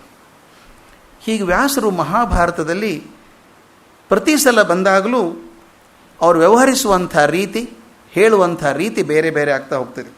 ಆದರೆ ಬರೆದದ್ದು ಅನನ್ಯವಾಗಿರುವಂಥದ್ದು. ಈಗ ನಾನಾಗೇ ಕಂಡದ್ದನ್ನು ಅದನ್ನು ಬರೆಯೋದಿದೆಯಲ್ಲ, ನಿರೂಪಕನ ರೀತಿಯಲ್ಲಿ ಭಾಳ ಕಷ್ಟದ ಕೆಲಸ. ಮೊದಲಿನ 2 ಆಗಮನಗಳನ್ನು ಗಮನಿಸೋಣ. ಮೊದಲನೇ 2 ಸಲ ಬಂದದ್ದು ವಿಚಿತ್ರ ವೀರ್ಯನ ಮಕ್ಕಳು ಹುಟ್ಟಬೇಕಾದದ್ದು, ಧೃತರಾಷ್ಟ್ರ, ಪಾಂಡು, ವಿದುರ ಹುಟ್ಟುವಂಥದ್ದು ಮೊದಲನೇ ಸಲ. ಅಲ್ಲಿ ಸೃಷ್ಟಿಯ ಉಗಮ ಆಗುವಂಥದ್ದು. ಕುರುವಂಶ ಚಿಗುರು ಹೊಡಿತದೆ. ನಿಂತು ಹೋಗಿತ್ತು ಕುರುವಂಶ ವಿಚಿತ್ರ ವೀರ್ಯ ಸತ್ತ ಮೇಲೆ. ಈಗ ಮತ್ತೆ ಕುರುವಂಶ ಚಿಗುರು ಹೊಡೆಯುವಾಗ ವ್ಯಾಸರು ಬಂದಿದ್ದರು ಮೊದಲೇ ಸಲ. ಇನ್ನೊಂದು ಸಲ ದ್ರೌಪದಿ ಮದುವೆಗೆ ಬಂದಾಗ, ದ್ರೌಪದಿಯ ಮದುವೆ ಕೂಡ ಪಾಂಡವರ ಜೀವನದಲ್ಲಿ ಚಿಗುರು ಹುಟ್ಟಿಸುವಂಥ ಕೆಲಸ. ಅದು ಗಮನಿಸಬೇಕಾದಂಥ ಮಾತು. ಅಂದರೆ 2 ಆಗಮನಗಳೇನಿದ್ದಾವೆ, 2 ಸೃಷ್ಟಿಯನ್ನು ಸೂಚನೆ ಮಾಡುವಂಥದ್ದು. ಒಂದು ಕುರುವಂಶದ ಸೃಷ್ಟಿ, ಇನ್ನೊಂದು ಪಾಂಡವ ವಂಶದ ಸೃಷ್ಟಿ ಆಗುವಂಥದ್ದು. ಆ ಸೃಷ್ಟಿಗೆ ತಾವು ಜವಾಬ್ದಾರಿಯಾಗಿದ್ದಾರೆ. ಮುಂದೆ 2 ಸಲ ದರ್ಶನದಲ್ಲಿ 2 ಸಲ ಬಂದದ್ದು ಧೃತರಾಷ್ಟ್ರನಿಗೆ ಬುದ್ಧಿ ಹೇಳೋದಕ್ಕೆ ಬಂದದ್ದು. ನಿನ್ನ ಮಕ್ಕಳಿಗೆ ಬುದ್ಧಿ ಹೇಳಪ್ಪ, ಪಾಂಡವರಿಗೆ ಅನ್ಯಾಯ ಮಾಡೋದು ಬೇಡ ಅಂತ ಒಂದು ಸಲ ಹೇಳಿ, 2ನೇ ಸಲ ಯುದ್ಧ ನಿಲ್ಲಿಸಪ್ಪ, ಪ್ರಯತ್ನ ಮಾಡು ಅಂತ ಹೇಳಿದ್ದು ಒಂದು. ಇವೆರಡು ಬಂದದ್ದು ಎದಕ್ಕೆ ಹೇಳಿ, ಯುದ್ಧ ನಿಲ್ಲಿಸು, ಸ್ಥಿತಿ ಉಳ್ಕೋ, ಕೊಲ್ಲೋದು ಬೇಡ, ಎಲ್ಲರನ್ನೂ ಸ್ಥಿತಿ ಉಳ್ಕೊಳ್ಳಿ. ಮೊದಲನೇದು ಸೃಷ್ಟಿ 2 ಪ್ರಯತ್ನದಲ್ಲಿ, ಈ 2 ಪ್ರಯತ್ನದಲ್ಲಿ ಸ್ಥಿತಿ, ಇರೋ ಸ್ಥಿತಿ ಕಾಪಾಡ್ಕೋ, ಹಾಳು ಮಾಡ್ಕೋಬೇಡ ಅಂತ ಹೇಳಿದ ಹಾಗೆ. ಮುಂದಿನ 2 ಬಂದದ್ದು ಒಂದು ದುಃಖ ತಪ್ತನಾದಂಥ ಯುಧಿಷ್ಠಿರನ ಸಮಾಧಾನ ಮಾಡೋದಕ್ಕೆ ಭೀಷ್ಮ ಸತ್ತಾಗ, 2ನೇದ್ದು ವಿದುರ ಸತ್ತಾಗ ಇವನಿಗೆ ಧೃತರಾಷ್ಟ್ರನ ಸಮಾಧಾನ ಮಾಡೋಕ್ಕೆ ಬಂದದ್ದು. ಇವೆರಡೂ ಲಯದ ಸ್ಥಿತಿಗಳು, 2 ಪ್ರಾಣ ಹೋದಂಥ ಸ್ಥಿತಿಗಳು. ಮೊದಲನೇದ್ದು 2 ಸೃಷ್ಟಿ, 2ನೇದ್ದು 2 ಸ್ಥಿತಿ, 3ನೇದ್ದು ಲಯ. ಈ 3 ಸೃಷ್ಟಿ, ಸ್ಥಿತಿ, ಲಯ 3ಕ್ಕೂ ಕೂಡ ವ್ಯಾಸರ ಶಕ್ತಿ ಕೆಲಸ ಮಾಡಿದೆ. ಅದಕ್ಕೆ ಅವರು ವ್ಯಾಸಾಯ ವಿಷ್ಣು ರೂಪಾಯ, ವ್ಯಾಸರೂಪಾಯ ವಿಷ್ಣುವೇ ಅನ್ನೋದು. ಸೃಷ್ಟಿ, ಸ್ಥಿತಿ, ಲಯ ಈ 3ಕ್ಕೂ ಕೂಡ ವ್ಯಾಸರು ಅಧ್ಯಕ್ಷರಾಗಿ ನಿಂತುಕೊಂಡು ಈ ಮಹಾಭಾರತವನ್ನು ನಡೆಸಿದ್ದಾರೆ, ಪರಂಪರೆ ನಡೆಸಿದ್ದಾರೆ. ಇನ್ನೊಂದು ವಿಷಯವನ್ನು ನಾವು ಸ್ವಲ್ಪ ಆಳವಾಗಿ ನೋಡಬೇಕಾಗ್ತದೆ. ಇಡೀ ಮಹಾಭಾರತ ಅನ್ನುವಂಥ ತೈಲಪೂರ್ಣವಾದ ಚಿತ್ರದೊಳಗೆ ಮೂಲವಾದ ಧಾರ್ತರ ರಾಷ್ಟ್ರ ವಂಶದ ಅಂಶ ಕೂಡ ಕಳೆದು ಹೋಗ್ಬಿಡ್ತದೆ. ಇದು ಗಮನಿಸಬೇಕು, ಅದ್ಭುತ ಕಾಣಿಸುವಂಥದ್ದು. ಈ ಧೃತರಾಷ್ಟ್ರನ ವಂಶ ಇತ್ತಲ್ಲ, ಕುರು ಪರಂಪರೆ ಅಂತೇನಿತ್ತು, ಕುರುವಂಶ ಪೂರ್ತಿ ಹೋಗ್ಬಿಡ್ತದೆ, ಏನು ಉಳಿಯೋದಿಲ್ಲ, ಕುರುವಂಶದ ಅಂಶ ಕೂಡ ಉಳಿಯಲ್ಲ ಅಲ್ಲಿ ಅಂತ ಸ್ವಲ್ಪ ಗಮನಿಸಿ. ಚಿತ್ರಾಂಗದ ಮತ್ತು ವಿಚಿತ್ರ ವೀರ್ಯ ಇಬ್ಬರು ಸತ್ತು ಹೋದ ಮೇಲೆ ಕುರುವಂಶದ ಅಂಶ ನಿಂತು ಹೋಯಿತು. ಯಾವಾಗ ಬಂದಿತ್ತಲ್ಲ ಕುರುವಂಶ, ಶಂತನು ಮಹಾರಾಜನಿಂದ ಬಂದಂಥದ್ದು, ಆ ಕುರುವಂಶ ಅಲ್ಲಿ ನಿಂತು ಹೋಯಿತು, ಮುಂದಿಲ್ಲ. ಧೃತರಾಷ್ಟ್ರ, ಪಾಂಡು ಮತ್ತು ವಿದುರರು ಅದು ವ್ಯಾಸರ ವಂಶ. ಅದು ಕುರುವಂಶ ನಿಂತು ಹೋಯಿತು ವಿಚಿತ್ರ ವೀರ್ಯ ತೀರ್ಕೊಂಡ್ಮೇಲೆ. ಇನ್ನು ಈ 3 ಜನ ಬಂದದ್ದು ವ್ಯಾಸರ ವಂಶ ಮುಂದೆ ಬೆಳಿಬೇಕು. ವಿದುರ ದಾಸಿಪುತ್ರನಾದ್ರಿಂದ ಅವನು ಕುರುಕುಲ ಸಿಂಹಾಸನಕ್ಕೆ ಅರ್ಹನಾಗದೆ ಹೋದ್ದರಿಂದ ಇವರಿಬ್ಬರದೇ ಇಟ್ಕೊಳ್ಳೋಣ, ಧೃತರಾಷ್ಟ್ರ ಮತ್ತು ಪಾಂಡು. ಧೃತರಾಷ್ಟ್ರ ಮತ್ತು ಅವನ ಮಕ್ಕಳು ಕೂಡ ವ್ಯಾಸರ ವಂಶದವರೇ. ಧೃತರಾಷ್ಟ್ರ ವ್ಯಾಸರ ಮಗ, ಈ 100 ಜನ ಕೂಡ ವ್ಯಾಸರ ಮೊಮ್ಮಕ್ಕಳು, ನೇರ ವಂಶಜರಿವರು 3 ಜನ. ಆದರೆ ಪಾಂಡು ವ್ಯಾಸ ವಂಶದವನು. ಪಾಂಡು ತಂದೆ ವ್ಯಾಸ, ಆದರೆ ಪಾಂಡುವಿನ ಮಕ್ಕಳು ವ್ಯಾಸರ ಮಕ್ಕಳಲ್ಲ. ಇದು ಹೇಗಿದೆ ನೋಡಿ, ವ್ಯಾಸ ಪರಂಪರೆ ನಿಂತ್ಕೊಂಡು ಹೋಗೋದು ಹೇಗೆ ಅಂತ. ಪಾಂಡುವಿನ ಮಕ್ಕಳು ವ್ಯಾಸರ ಮನೆತನದವರಲ್ಲ. ಅಲ್ಲಿ ಅವ ಮೈಯಲ್ಲಿ ಹರಿಯುವಂಥದ್ದು ಕುಂತಿ ಕಡೆಯ ಯಾದವ ವಂಶ ರಕ್ತ, ಮತ್ತು ಇನ್ನೊಂದು 5 ಮಕ್ಕಳಲ್ಲಿ ಬೇರೆ ಬೇರೆ ಕ್ಷೇತ್ರಜ ರಕ್ತ. ಇದು ಸ್ವಲ್ಪ ಗಮನಿಸಬೇಕು. ಇದು ಯಾಕೆ ಹೇಳ್ತೀನಿ, ಮುಂದೆ ಒಂದು ಕಾರಣ ಇದೆ ಹೇಳೋದಕ್ಕೆ. ಅಂದರೆ ಧೃತರಾಷ್ಟ್ರ ಮತ್ತು ಅವನ ಮಕ್ಕಳು ನೇರವಾಗಿ ವ್ಯಾಸ ವಂಶಜರಾದರೆ ಪಾಂಡುವಿನ ಮಕ್ಕಳು ವ್ಯಾಸ ವಂಶಜರಲ್ಲ. ಇನ್ನೊಂದು ಕೆಲವು ತರ್ಕ ಇದೆ, ಇತಿಹಾಸಕಾರ ಹೇಳ್ತಾರೆ, ಅದು ಅಭಿಪ್ರಾಯ ಅಷ್ಟೇ. ಒಂದು ಅಭಿಪ್ರಾಯ ಅಂದರೆ ಧರ್ಮರಾಜ ವಿದುರನ ಮಗ ಅಂತ. ಈ ನಿಯೋಗ ಕಲ್ಪನೆ ಇದ್ದಾಗ ಗಂಡನ ಅಣ್ಣ ಅಥವಾ ತಮ್ಮ ನಿಯೋಗ ಮಾಡಬೇಕು ಅಂತಿದ್ದಾಗ ವಿದುರ ಧರ್ಮರಾಜನ ತಂದೆ ಅಂತ ಒಂದು ಥೇರಿ ಇದೆ. ಅದು ಥೇರಿ, ಅದಕ್ಕೇನು ಪ್ರೂಫ್ ಇಲ್ಲ, ಏನಿಲ್ಲ, ನಂಬಿಕೆ. ಯಾಕಂದರೆ ಕೊನೆಗೆ ವ್ಯಾಸರು ಹೇಳ್ತಾರೆ ನೋಡು, ಯಾವನು ವಿದುರ ಆಗಿದ್ನೋ ಅವನೇ ಧರ್ಮರಾಜ ಆಗಿದ್ದಾನೆ, ಧರ್ಮರಾಜ ಆದವನೇ ವಿದುರ ಆಗಿದ್ದಾನೆ ಅನ್ನೋದನ್ನು ಇಟ್ಕೊಂಡು ಮಾಡಿದಂಥ ಥೇರಿ ಅದು. ಏನು ಅಂದರೆ ವಿದುರನೇ ಧರ್ಮರಾಜನ ತಂದೆ ಅಂತ. ಅದು ಒಂದು ತರ್ಕವನ್ನು ಬದಿಗಿಟ್ಟುಬಿಟ್ರೆ, ತೆಗೆದು ಹಾಕಿಬಿಟ್ರೆ, ಪಾಂಡುವಿನ 5 ಮಕ್ಕಳು ಕೂಡ ವ್ಯಾಸ ವಂಶಜರಲ್ಲ. ಕುರುಕ್ಷೇತ್ರ ಯುದ್ಧದಲ್ಲಿ ಕೌರವರಲ್ಲಿ ಯಾರೂ ಬದುಕಿ ಉಳಿಲಿಲ್ಲ. ಆದ್ದರಿಂದ ವ್ಯಾಸರ ವಂಶ ಪೂರ್ತಿ ನಿಂತು ಹೋಯ್ತು ಅಲ್ಲಿಗೆ. ಅಭಿಮನ್ಯು ಉಳ್ಕೊಂಡ. ಅಭಿಮನ್ಯು ಯುದ್ಧ ಮಾಡ್ತಿದ್ದ. ಅವ ಅರ್ಜುನ ಸುಭದ್ರೆಯರ ಮಗ. ಸ್ವಲ್ಪ ನೋಡ್ಬೇಕು, ಭಾಳ ಚಿತ್ರ ಇದೆ. ಒಂದ್ಸಲ ನಾನು ಕೂತ್ಕೊಂಡು ಇದನ್ನು ಮ್ಯಾಪ್ ಹಾಕಿದ್ದೆ. ಇದನ್ನು ಅರ್ಜುನ ಸುಭದ್ರೆಯರ ಮಗ. ಅರ್ಜುನ ವ್ಯಾಸ ವಂಶಜ ಅಲ್ಲ, ಸುಭದ್ರೆ ಯಾದವ ವಂಶದವಳು, ಯಾದವ ವಂಶದಿಂದ ಬಂದವಳು.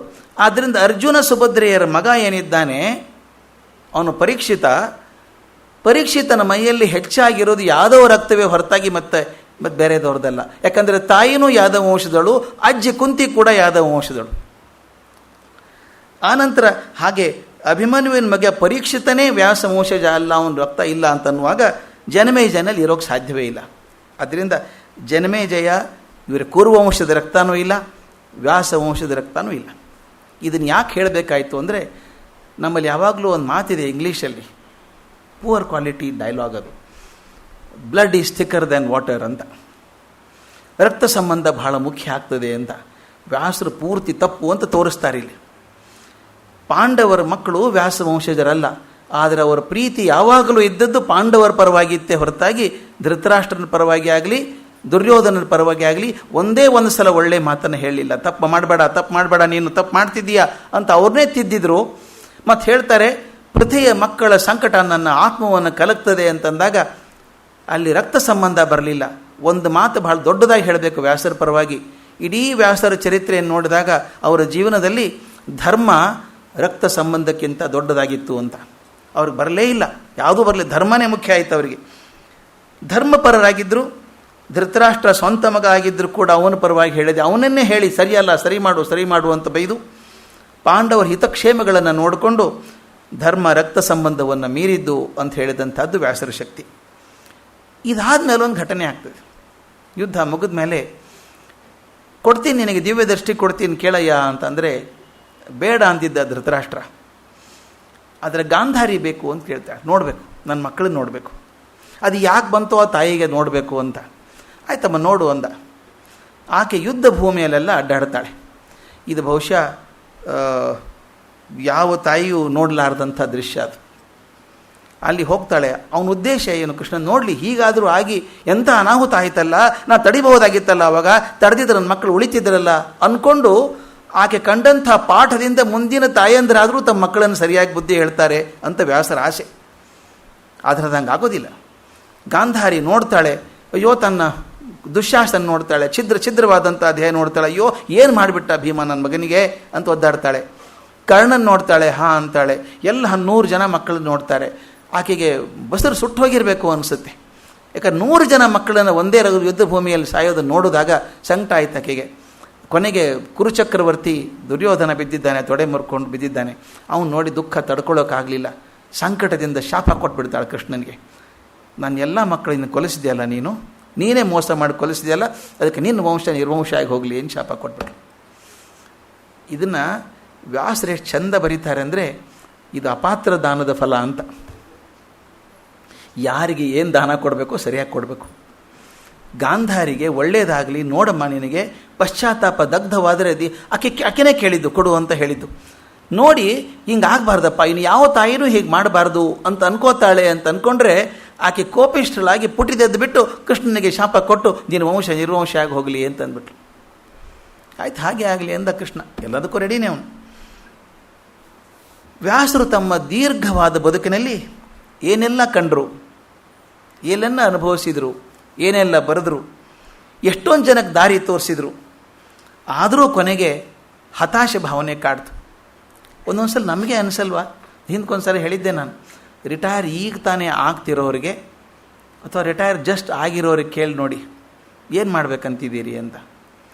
ಅವ್ರು ಹೇಳ್ತಾರೆ, ಎಷ್ಟು ದಿವಸ ಅವರು ಇವರು ಹೇಳಿದ್ದು ಮಾಡಿ ಸಾಕಾಗಿ ಹೋಗಿದೆ, ಇನ್ಮೇಲೆ ನಾನೇನು ಬೇಕೋ ಅದು ಮಾಡ್ಕೋತೀನಿ ಅಂತ. ಅಲ್ಲ, ಇಷ್ಟು 60 ವರ್ಷ ಬೇಕಾಯಿತು ನಾನು ಏನು ಬೇಕು ಮಾಡ್ಕೊಳ್ಳೋದಕ್ಕೆ. ಕಾರಣ ಹೀಗೆ, ಇಲ್ಲಿ ಇಷ್ಟು ವರ್ಷ ನೋಡಿದ್ದಾರೆ ವ್ಯಾಸರು, ದೀರ್ಘ. ನಾನು ನಿನ್ನೆ ಹೇಳಿದಂಗೆ 7 ತಲೆಮಾರು ನೋಡಿದ್ದಾರೆ. 7 ತಲೆಮಾರು ಜನ ನೋಡಿ ಕೊನೆಗೆ ಮಹಾಭಾರತದಲ್ಲಿ ಹೇಳ್ತಾರೆ, ನನಗೆ ಹತಾಶೆ ಆಗಿಬಿಟ್ಟಿದೆ. ಅವ್ರು ಹೇಳೋ ಮಾತು, ಊರ್ಧ್ವಬಾಹು ವಿರೋಮೈಷ ನಚ ಕಶ್ಚಿತ್ ಶೃಣೋತಿ ಮೇ ಧರ್ಮಾದ್ ಅರ್ಥಶ್ಚ ಕಾಮಸ್ಯ ಸ ಕಿಮರ್ಥಂ ನ ಸೇವೇತೆ. ಮಾತೆಷ್ಟು ಚೆನ್ನಾಗಿದೆ ನೋಡಿ. ಊರ್ಧ್ವಬಾಹು, 2 ಕೈ ಮೇಲೆ ಮಾಡಿ ಹೇಳ್ತಾ ಇದ್ದೀನಿ. ವಿರೋಮೈಷ, ಜೋರಾಗಿ ಕೂಗ್ತಾ ಇದ್ದೀನಿ ನಾನು, 2 ಕೈಗಳನ್ನು ಮೇಲೆ ಮಾಡಿ ಜೋರಾಗಿ ಕೂಗ್ತಾ ಇದ್ದೀನಿ.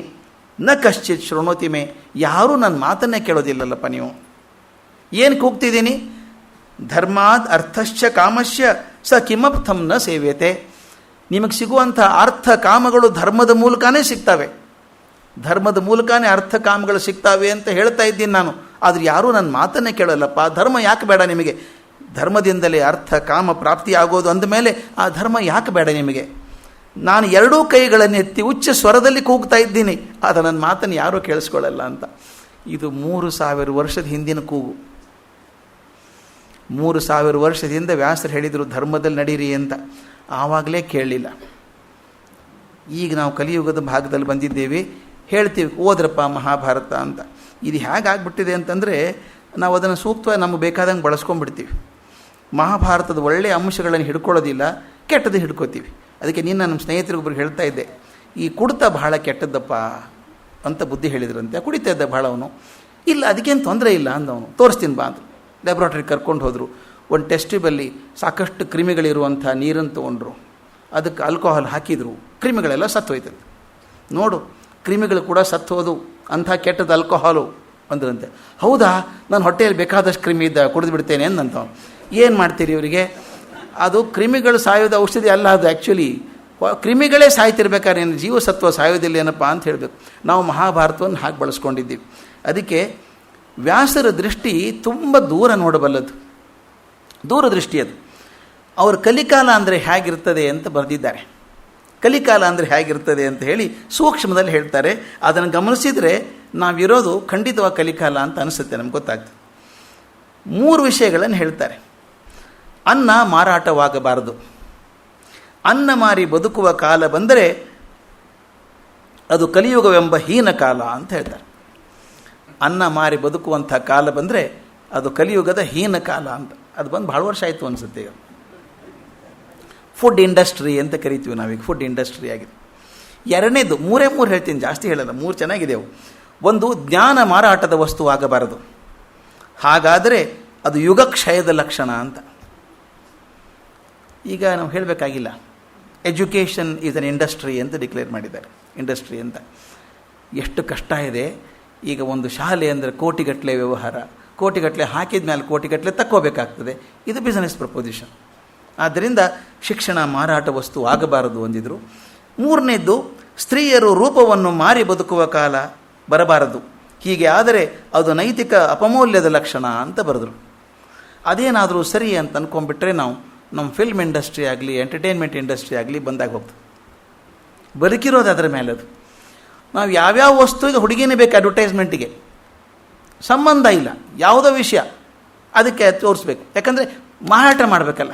ಅದಕ್ಕೆ ಅವ್ರು ಹೇಳ್ತಾರೆ, ಸ್ತ್ರೀಯರು ರೂಪವನ್ನು ಮಾರಿ ಬದುಕುವ ಕಾಲ ಬರಬಾರದು, ಅದು ಬಂದರೆ ನೈತಿಕ ಅಪಮೌಲ್ಯದ ಲಕ್ಷಣ ಅಂತ. ಇವತ್ತು 3 ಬಂದಿದ್ದಾವೆ, ಆದ್ದರಿಂದ ನಾವು ಭದ್ರವಾಗಿ ಇದ್ದೀವಿ ಅಂತ ಅನ್ಕೋಬೇಕು. ಚತುರ್ಯುಗಕ್ಕೆ ಒಬ್ಬ ವ್ಯಾಸ ಎಂದು ವಿಷ್ಣು ಪುರಾಣ ಹೇಳ್ತದೆ. 4 ಯುಗಕ್ಕೆ ಒಬ್ಬ ವ್ಯಾಸರು ಬರ್ತಾರೆ ಅಂತ.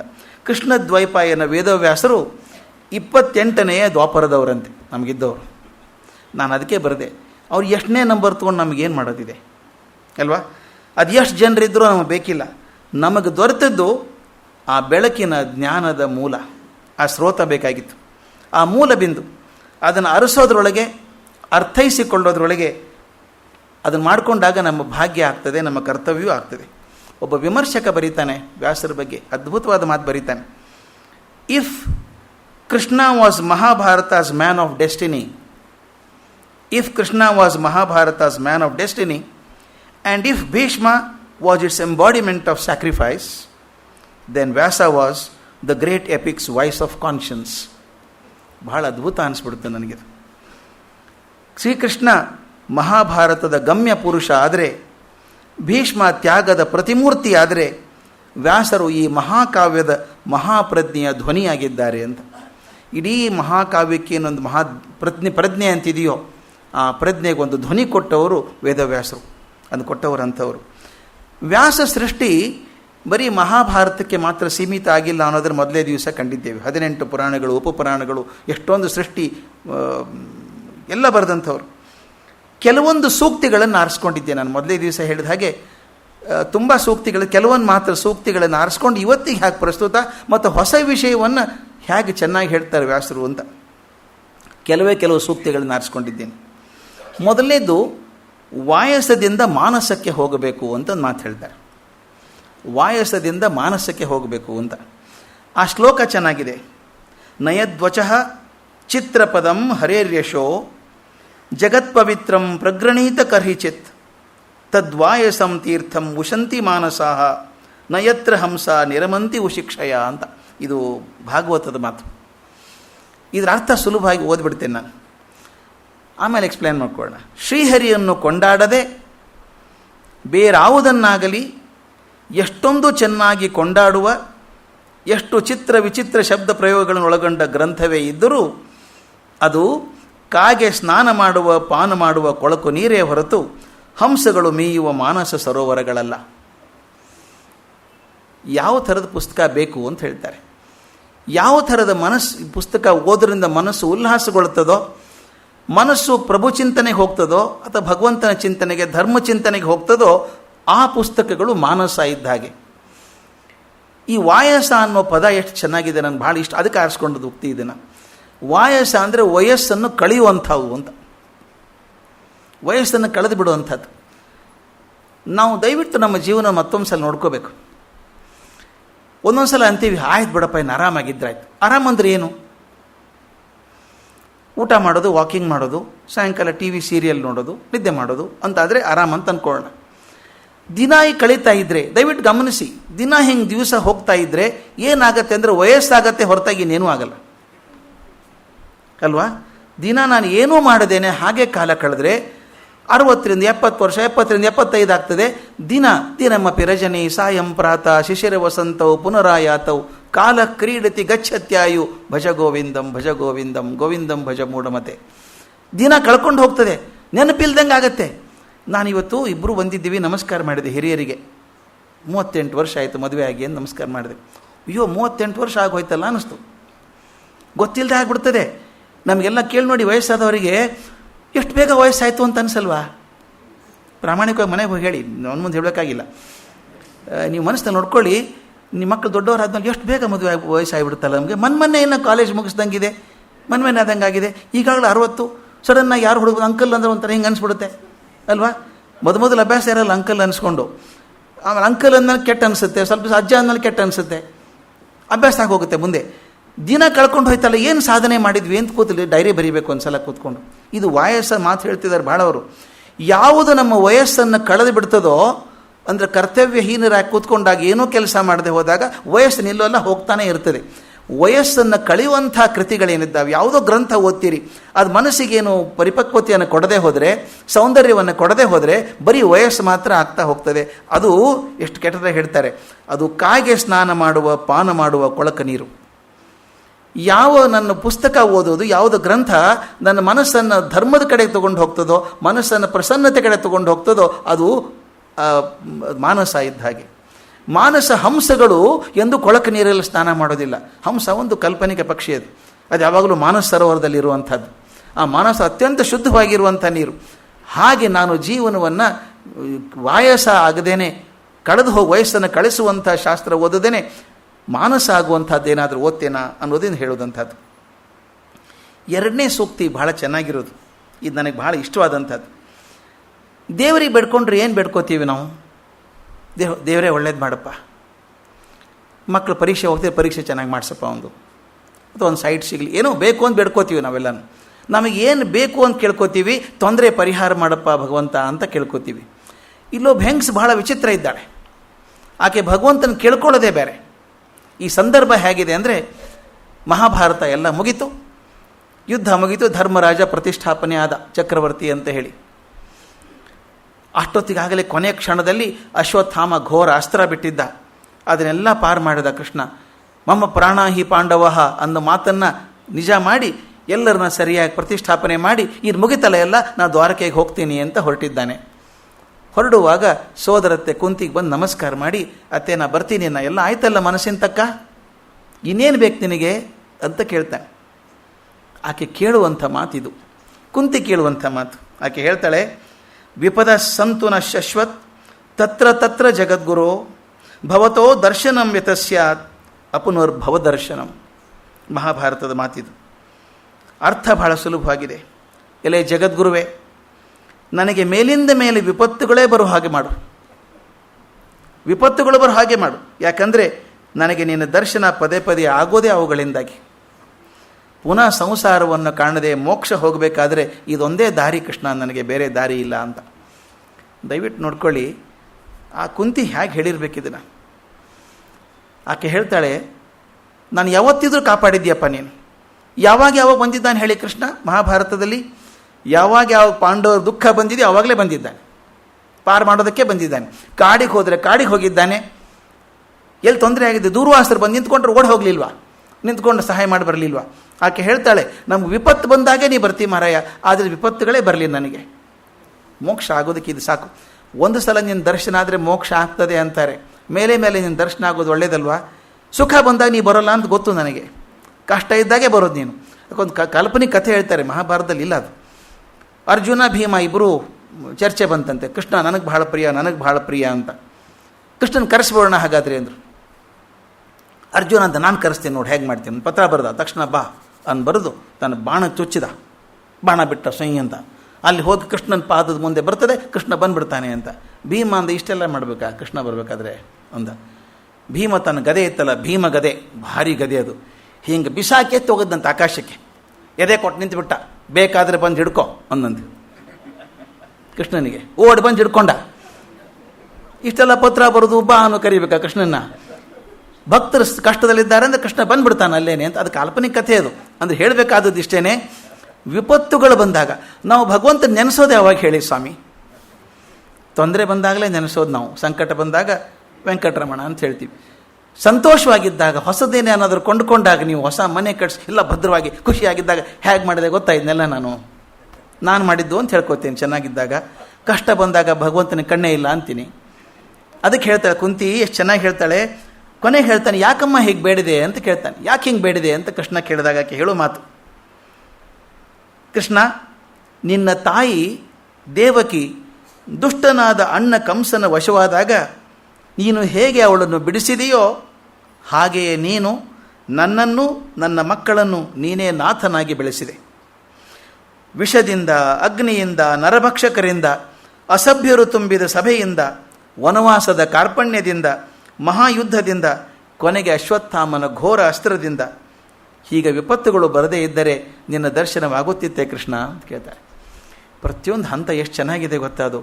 ವಿಷ ಅಂದರೆ ಭೀಮನಿಗೆ ವಿಷ ಹಾಕಿದಾಗ, ಬೆಂಕಿ ತುಂಬಿದಾಗ ಅಂದರೆ ಅರಗಿನ ಮಲೆಯಲ್ಲಿ ಹಾಕಿದಾಗ, ನರಭಕ್ಷಕರಿದ್ದಾರೆ ಕಾಡಿನಲ್ಲಿ ಅಲ್ಲಿ ಹೋದಾಗ, ತುಂಬಿದ ಸಭೆಯಲ್ಲಿ ಅಸಭ್ಯರಿದ್ದಾಗ ದ್ರೌಪದಿಗಾದಂಥ ಅಪಮಾನ, ಇದೆಲ್ಲ ಸಂದರ್ಭದಲ್ಲಿ ಕಾಯ್ದಿಲ್ಲಪ್ಪ. ಮಹಾಯುದ್ಧದೊಳಗೆ ಎಂತೆಂಥ ಘೋರಾಸ್ತ್ರಗಳು, ಎಂತೆಂಥ ಅತಿರಥ ಮಹಾರಥಿಗಳು ಹೋರಾಡಿದರೆ ಇರುವ 5 ಮಕ್ಕಳು ನನಗೆ ಒಬ್ಬರಿಗೂ ಕೂದಲು ಕೊಂಕಾಗ್ಲಾರ್ದಂಗೆ ನೋಡ್ಕೊಂಡಿಯಲ್ಲ ನೀನಿದ್ದೆ ಅಂತ ಆಯಿತು. ಆದ್ದರಿಂದ ನನಗೆ ವಿಪತ್ತು ಬಂದಾಗ ಮಾತ್ರ ನೀ ಬರ್ತೀಯ, ವಿಪತ್ತು ಬಾ ನೀನು ಅಂತ ಕೇಳ್ಕೊತಾಳೆ. ಇನ್ನೊಂದು 3ನೇ ಸೂಕ್ತ ನನಗೆ ಇಷ್ಟವಾದಂಥದ್ದು, ಭಾಳ ಇಷ್ಟವಾದಂಥದ್ದು. ಕ್ಷಮಾಗುಣದ ಬಗ್ಗೆ ವ್ಯಾಸರು ಮಾತಾಡ್ತಾರೆ.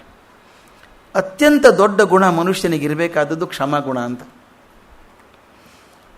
ಈ ಸಂದರ್ಭ ಹೇಗಿದೆ, ವಿಚಿತ್ರ ಸಂದರ್ಭ ಇದು, ಕಲ್ಪನೆ ಮಾಡೋಕ್ಕಾಗದಂಥ ಸಂದರ್ಭ. ಮಹಾಭಾರತ ಯುದ್ಧ ಮುಗಿಯೋಕೆ ಬಂದಿದೆ, 18ನೇ ದಿವಸ ಯುದ್ಧ ಮುಗೀತು ಅಂದ್ಕೊಂಡಿದ್ದಾರೆ. ದುರ್ಯೋಧನ ತೊಡೆ ಮುರ್ಕೊಂಡು ಬಿದ್ದಿದ್ದಾನೆ ಸೌರವರ ದಂಡೆ ಮೇಲೆ. ಆಗ ಅಶ್ವತ್ಥಾಮ ಒಂದು ಪ್ರತಿಜ್ಞೆ ಮಾಡ್ತಾನೆ. ಹೋಗಿ ಏನು ಮಾಡ್ತಾನೆ, ಪಾಂಡವ್ರನ್ನ ಕೊಲ್ತೇನೆ ಅಂಥೇಳಿ. ಕೃಷ್ಣ ಬಹಳ ಬುದ್ಧಿವಂತ, ಅವತ್ತು ಪಾಂಡವ್ರನ್ನಲ್ಲಿ ಮಲಗಿಸೋದೇ ಇಲ್ಲ, ಬೇರೆ ಕಡೆ ಕರ್ಕೊಂಡ್ಬಿಡ್ತಾನೆ, ಕೌರವ್ರ ಪಾಳ್ಯ ಕರ್ಕೊಂಡು ಮಲಗಿಸ್ಬಿಡ್ತಾನೆ ಇವ್ರನ್ನ.